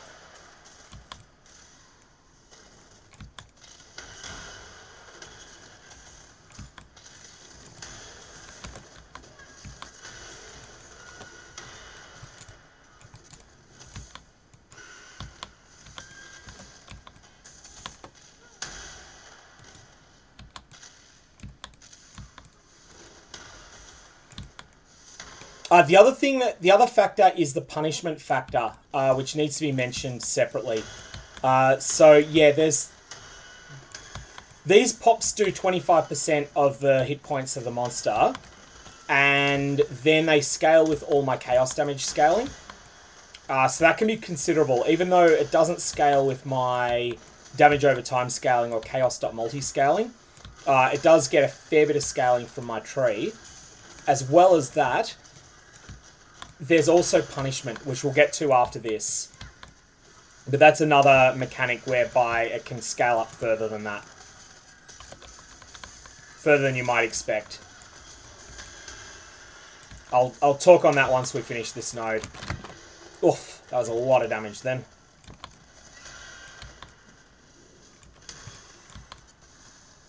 Gotta find those rare monsters that have to die in there. There they go, they're all dead. Use the phasing you get through. Clean up the trash. That was a really harsh node. Just because of the extra damage on it. Okay, so the incident, or the stuff with punishment, is that when I overkill a monster, the overkill damage ends up causing is reflected to nearby enemies as physical damage. So if a monster has 100,000 hit points but is at 5,000, and I kill another 100,000 hit point next to it, then there'll be 25,000 damage dealt. That's going to be scaled up to maybe 50,000 by my tree, and then 45,000 will be overkill. That'll further be reflected as physical damage. Yeah, decoy totem is something that I have considered using a bit on a node like that. I'll use it if I need to. Which will... Oh, what am I taking damage from? That.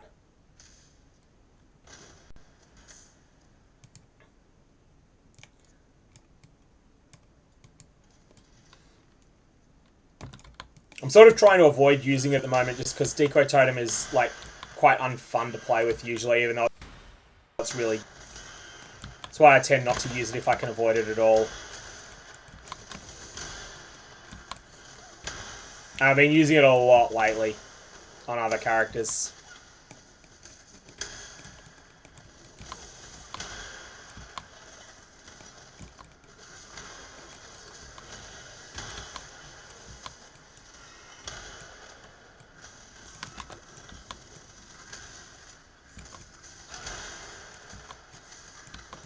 Alright, so there's the... Oh no, I thought that was the boss. It's not.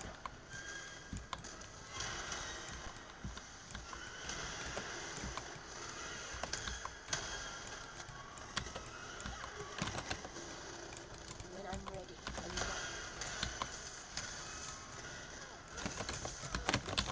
I couldn't get a phase run off.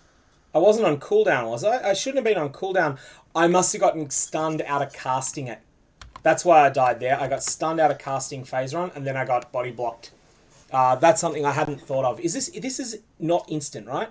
No, it is instant. I couldn't have been... I don't know how that happened then. I really don't know what killed me.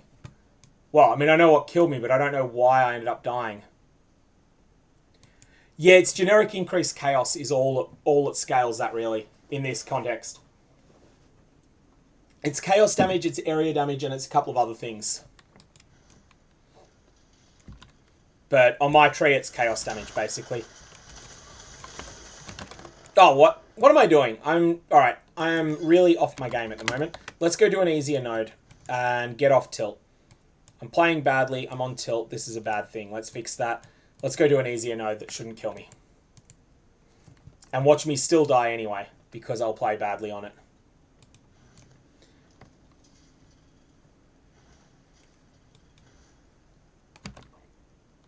One of those things you just have to watch out for when you just get into a bad rut.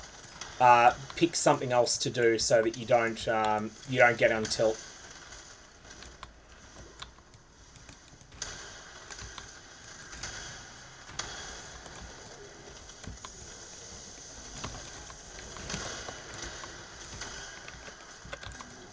Could be down here actually. There'll be a special reward in here somewhere. I'll take the Azurite Vein. I need those.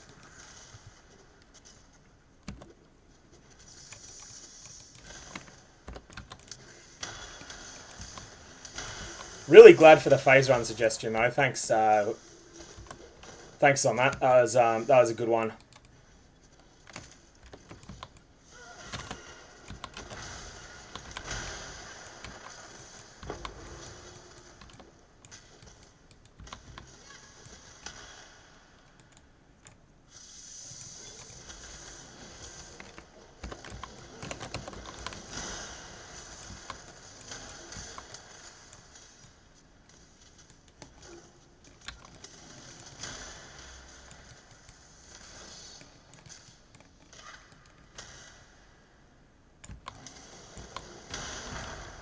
Here we are. There's the doorway we are looking for, behind which could be riches we care about, or could be absolute rubbish. That's absolute rubbish.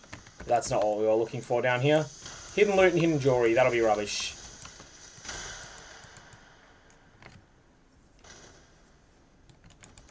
Yeah. Now you have to know when you're just playing off your game and just react to that. That's what I was doing there.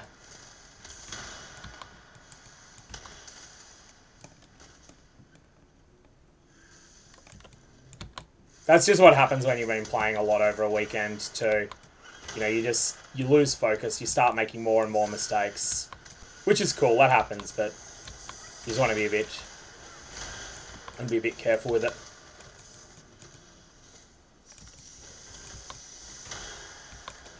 The good thing is that we're still early enough in the leveling process that losing a bit of XP doesn't matter very much, because it's not very much XP that you lose when you die. Still, oh, nah. Can't get out of there. Stun locked. That was a stun there.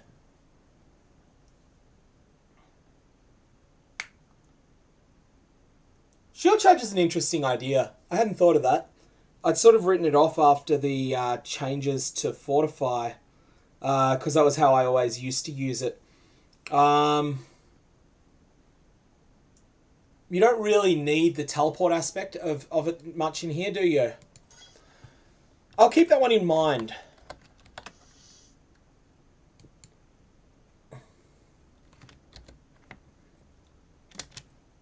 One of the problems with a decoy totem setup that's got multi-totem... Well, no, actually, multi-totems doesn't work with decoy totems. You can still only cast one at a time. I will level a decoy, though. I think you're right that I should be leveling one at least. They're terrible at low gem level.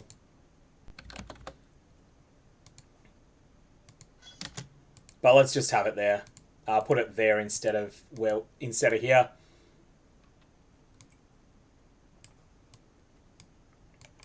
And let's go miles earlier, just so that we can have some relaxed ones for a bit.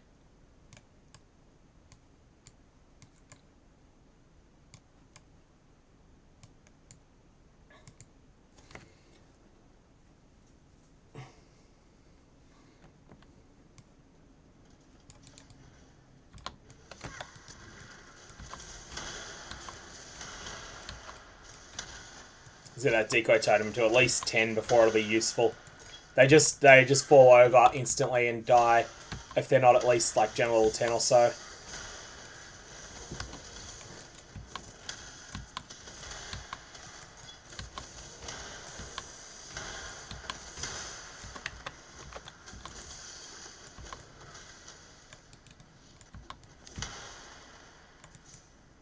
When I'm ready, I'm not.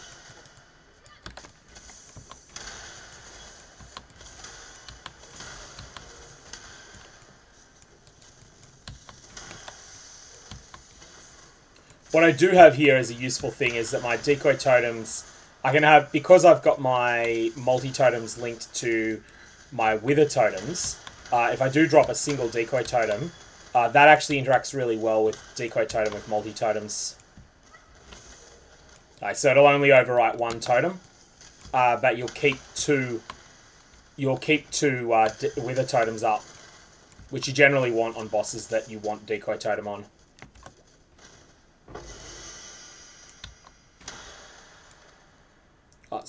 Gut Ripper is... Advancing Fortress.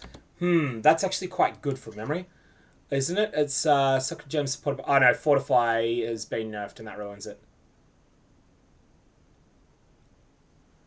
Yeah, no, that has no use now. Oh well. That's unfortunate. That's solid. I'm going to keep that one. I can't use it at the moment because of strength issues. But we got 58 on explicits. No, actually what I got is better. On that ring. What about the right ring? What's the right ring? Yeah, that's got a lot of resists as well. Actually got quite a lot of resists on rings. Done well with looting those.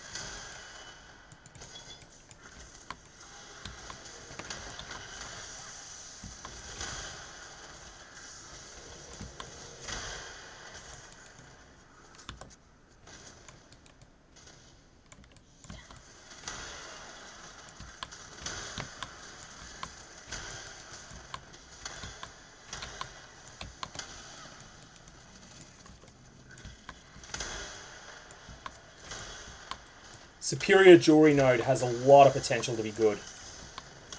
If that was to drop with prismatic quality on it, and to be a good base, it could be amazing. Don't actually want them. I actually have a decent Despair on hit ring. The thing is that Bane doesn't hit for one, and Bane inflicts the curses with increased effect anyway, as gem level 20. So Bane is just better generally for inflicting curses. It'd be very different if I was using, say, Soul Ring. Then I would really want that. Sea Glass Amulet with that quality thing on it. That was attribute quality, wasn't it? Yeah, that's unfortunately this is a wasted mod. I don't know that I could possibly use this in conjunction with Lucky Rolls. If I got the right essence and got the right other rolls on it, this could be okay as a stat solver. And then if I Val it, the useless implicit could be improved.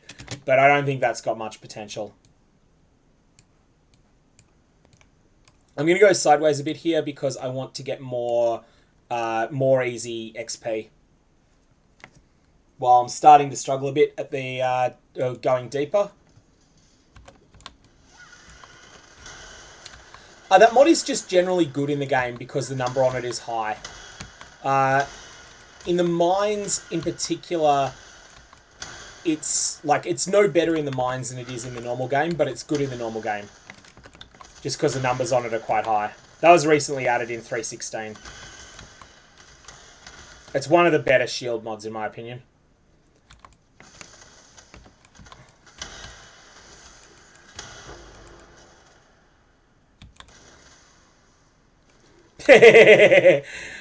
Sideways, you cracked me up.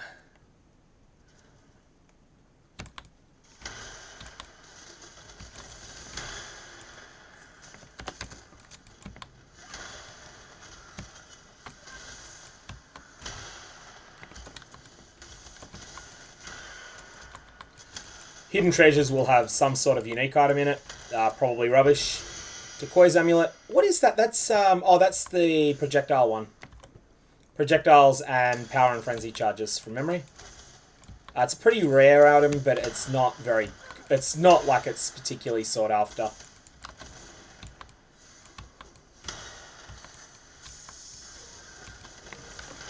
Yeah, I think you can get as high as 60 on shields for that stat now. And it is generally just really good. Especially at numbers like that.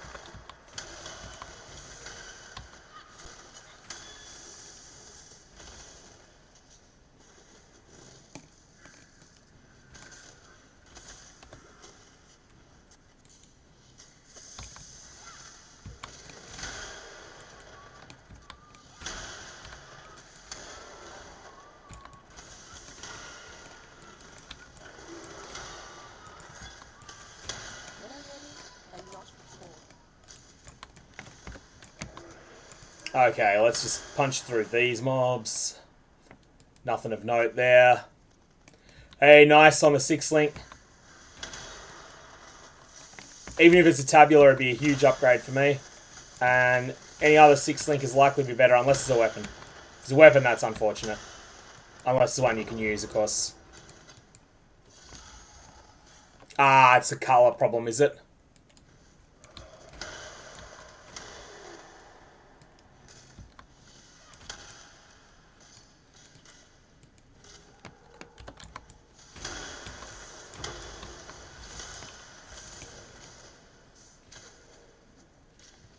Do you have backup colours that are good? Or backup supports, potentially, that you can use that was like a second best support that is the right colour?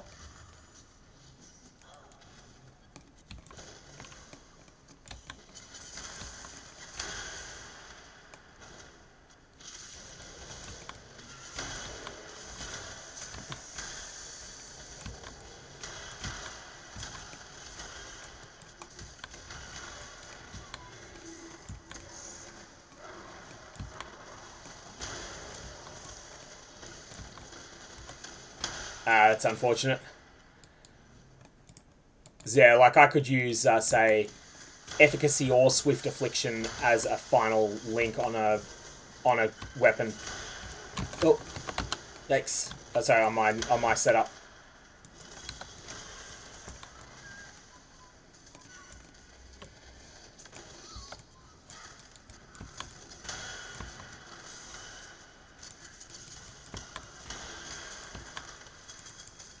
Likewise, I could change a curse around on my build. You know, if I couldn't, if I knew that I was not going to get, say, any reds, instead of punishment, I could use something else, like maybe not temp chains, enfeeble.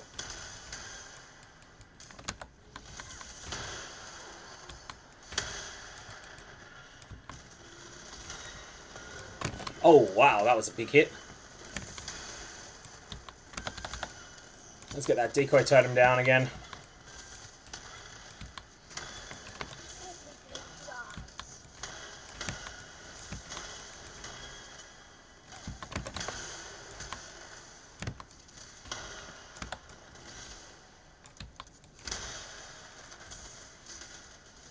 Archon Kite Shield I definitely want. That has some potential. What's that Karui Scepter? That's one of the rarer ones, I think. We'll find out in a sec when we grab it. So, Karui Scepter. Don't want the Sapphire Flask. I have one of them already sitting aside. And yeah, that's alright. My backup Banes have hit level 18.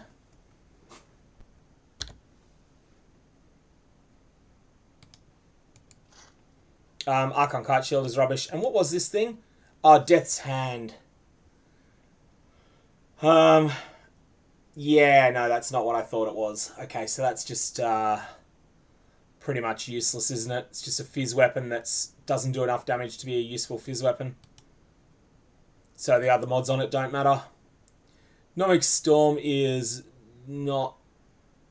Oh, 15% increased damage taken while on full ES is too dangerous. And this is indeed Victario's Acuity, which is... Oh, that's the one with... Yeah, I remember that item now. If we were doing relevant... If we were using the relevant... if we were using the relevant charge types, that could be useful, but it's not here. Let's just jump back to town. Grab a bunch of new things here. And let's go talk to Nico, because he wants some vendor food. Vendoring at that thing, vendor that. That's these are the ones I wanted to keep because they were reasonably solid. That is not getting kept because it's not reasonably solid. As is that. And what about the deal with this? This can go away. That's terrible. And I forgot to vend Nomic Storm, but that's alright. Now, let's go here and just drop these things that we might have a use for later, but we don't currently have a use for off. And then we will consider what we want to do from here. I just want to hit the next level, and then I might actually make it that the end of my stream. Upon hitting the next level, I need to get some sleep tonight. So that level should not take very long, I don't think. Not if I'm careful. If I don't keep pushing downwards. I can't level phase run anymore, so we're hitting our issues with dexterity limits at the moment. Just don't have enough dex on items. We don't really have much access to it either.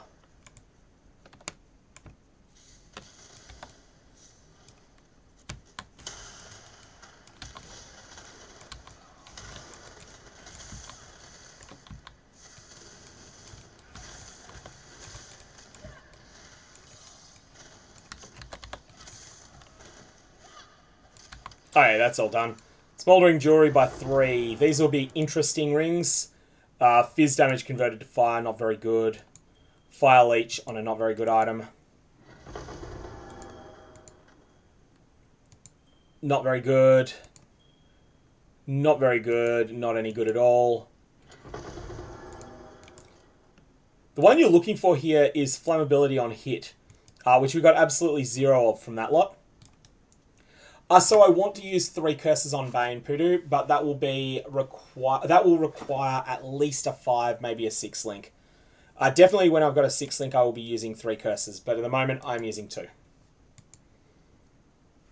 So right now I could unspec my extra curse on the tree for something else if I wanted to. Just take some solid quality of life options there. Let's see what we've got here. That's all just going to sit. No, that's never going to get used. Should probably have vended it, but that'll do. Okay, let's go eastward at this point, and we'll just get some XP.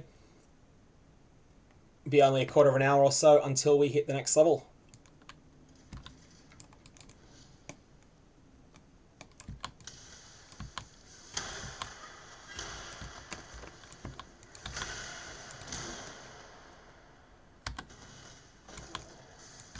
If you get too far away from the minecart, you stop earning XP in the Delve Mines.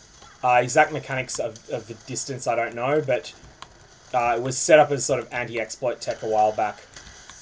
Because the most powerful thing you could do in Delve was something incredibly unfun.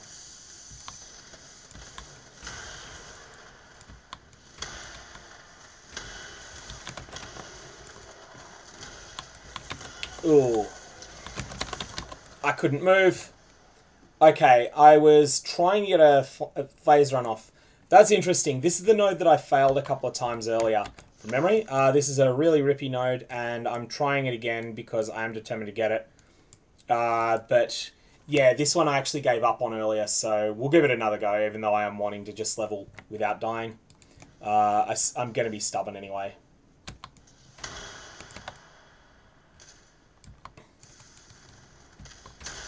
Just got to get a decoy totem down a bit earlier in that fight. Actually, decoy totem can die too, so I've got to keep that in mind.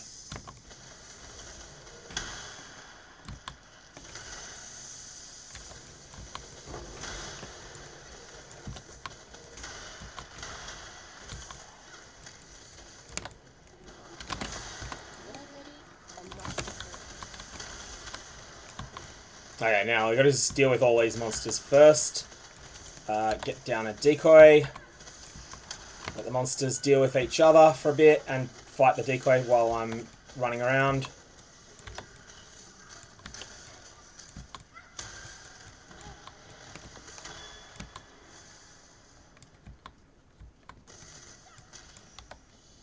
Alright, we're going to start it now.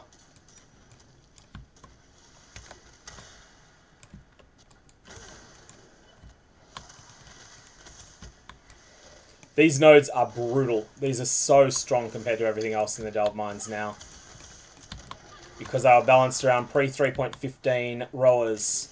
And rowers got buffed. So rowers now basically have enormous speed boosts over what these nodes were designed for. And also just generally seem to have a smarter AI. Like they target where you're going to be, not where you are.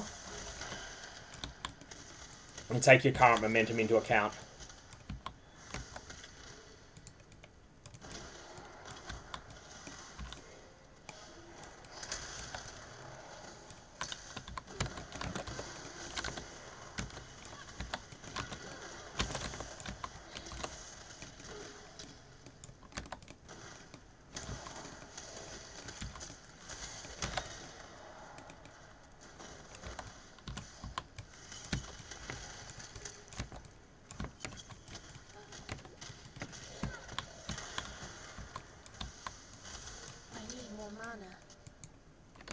Hey, nice on a Cane of Unraveling.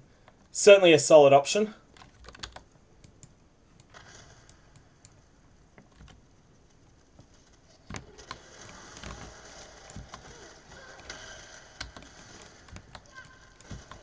I hadn't considered the option of chancing it, but it should be pretty easy to chance, hey. Because, like, it's a relatively common unique item.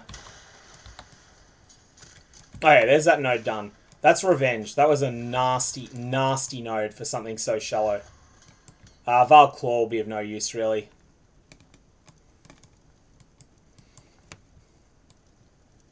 Anyways, let's go just round some of these nodes. Oh, this is a...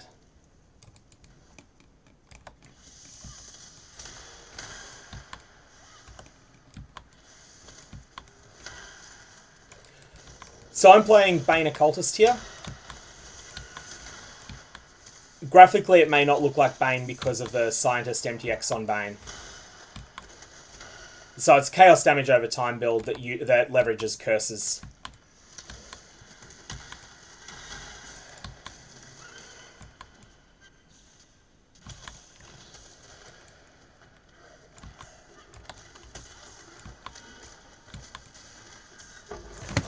Onyx Amulet, that's Astromentus or... Oh no, it's Chaeula. I've had that already actually, except the one that I had earlier was corrupted.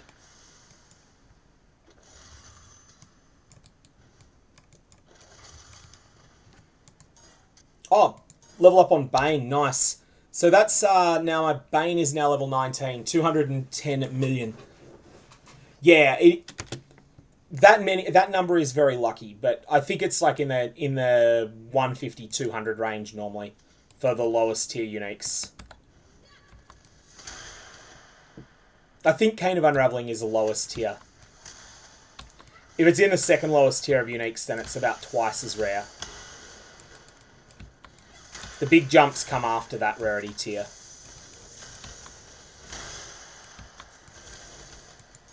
Essence Drain leveled as well. Not really using that much at the moment, but it is nice to have the option. It is still there, and it's available for heavier targets.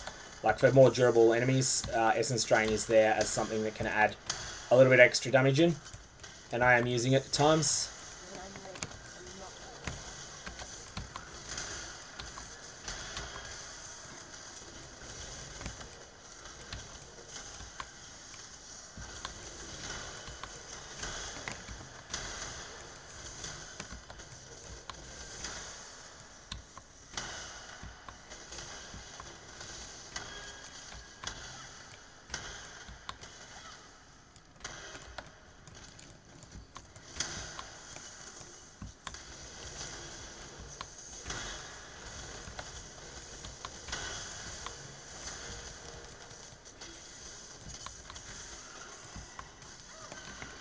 I need more mana.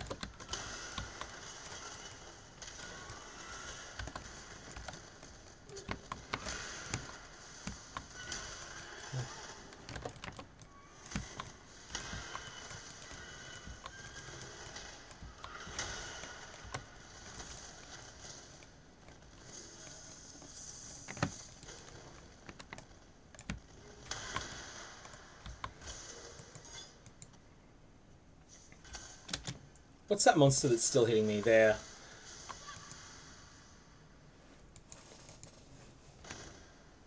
Alright, so we're 20% off the level now, assuming we don't have any stupid deaths from here. That should be very close. But with me playing, that's a big assumption. No stupid deaths. One thing I'm certainly capable of is seizing defeat from the jaws of victory. When trying to get up a character level.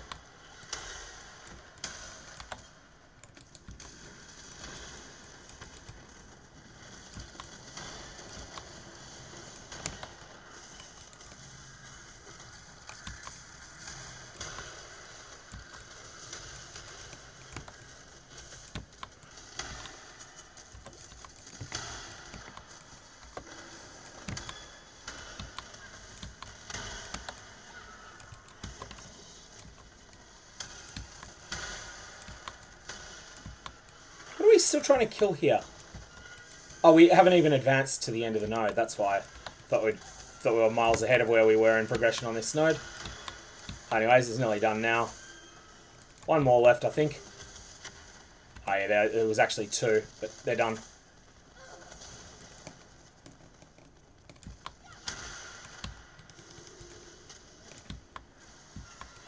Got my little lost puppy Azurite following me around there. Unable to reach me. We'll go left here twice, and hopefully that will get us to the next level.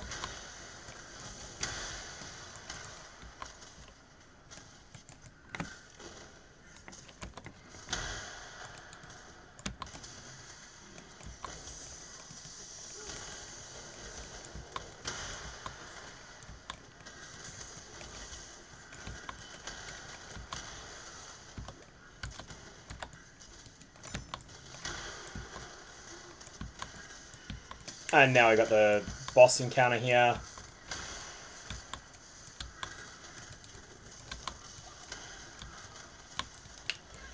Yes, so bleed is around. Corrupting blood is a bit rarer than it is in the normal game, but it does come from magic monsters. And it will get you. Regular bleed will come up occasionally as well. I think there's monsters that manually cast vulnerability. And vulnerability is the most dangerous curse in the game, so like you can easily die when you get that on you. I also think there's a couple of other things that just inflict regular bleeds all the time.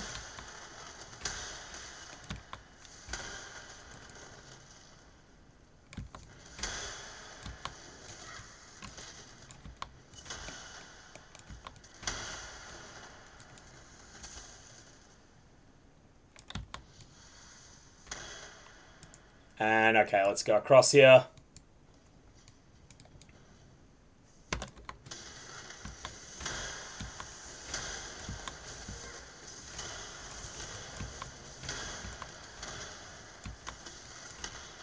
Flame dash level, nice. Wither as well, but that I don't think matters very much to have Wither leveled on a Wither totem setup. Oh, I thought that was a Azurite.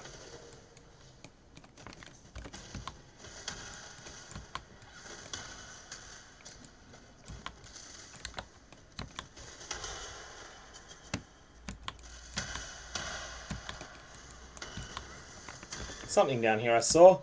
Resonator cache. It's nothing special.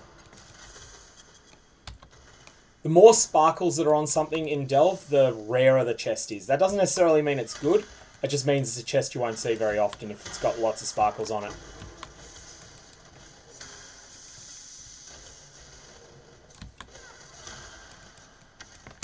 So, like, you don't see the talisman chest often, but it's not good. Oh, unless it drops Rigwold's the Great Wolf talisman. That can be quite good.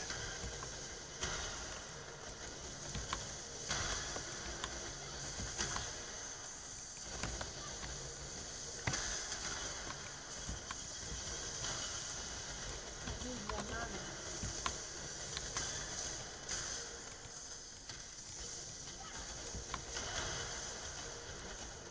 And frustratingly, I didn't quite level off that. I thought I was going to. Anyways, one more square it is. Do we have the inventory space? We do have the inventory space. So let's push down this way. Before I commit to this, let's actually just check that we're not going to walk into a very nasty biome. We're not. Okay, there we go. That's 84, and that's going to be where I will end the stream, like once I finish this zone. Thank you all for tuning in. I'm going to put out a short recorded update on how this video's, on how this character's going. Not just saying that it's serviceable, but it's really struggling with damage because I don't have my 6th link yet, and I'm also really stat starved currently.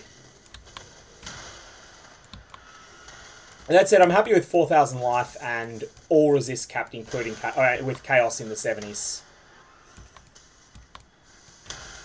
The one about the light, how light things are in the Delve mines. Yeah, it's really obscure. It should be clearer than it is. Like, I only know it because I've delved a lot.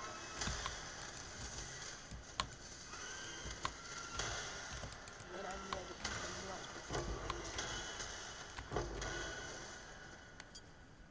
ready, Ah, quicksilver! Oh, finally, I got a quicksilver!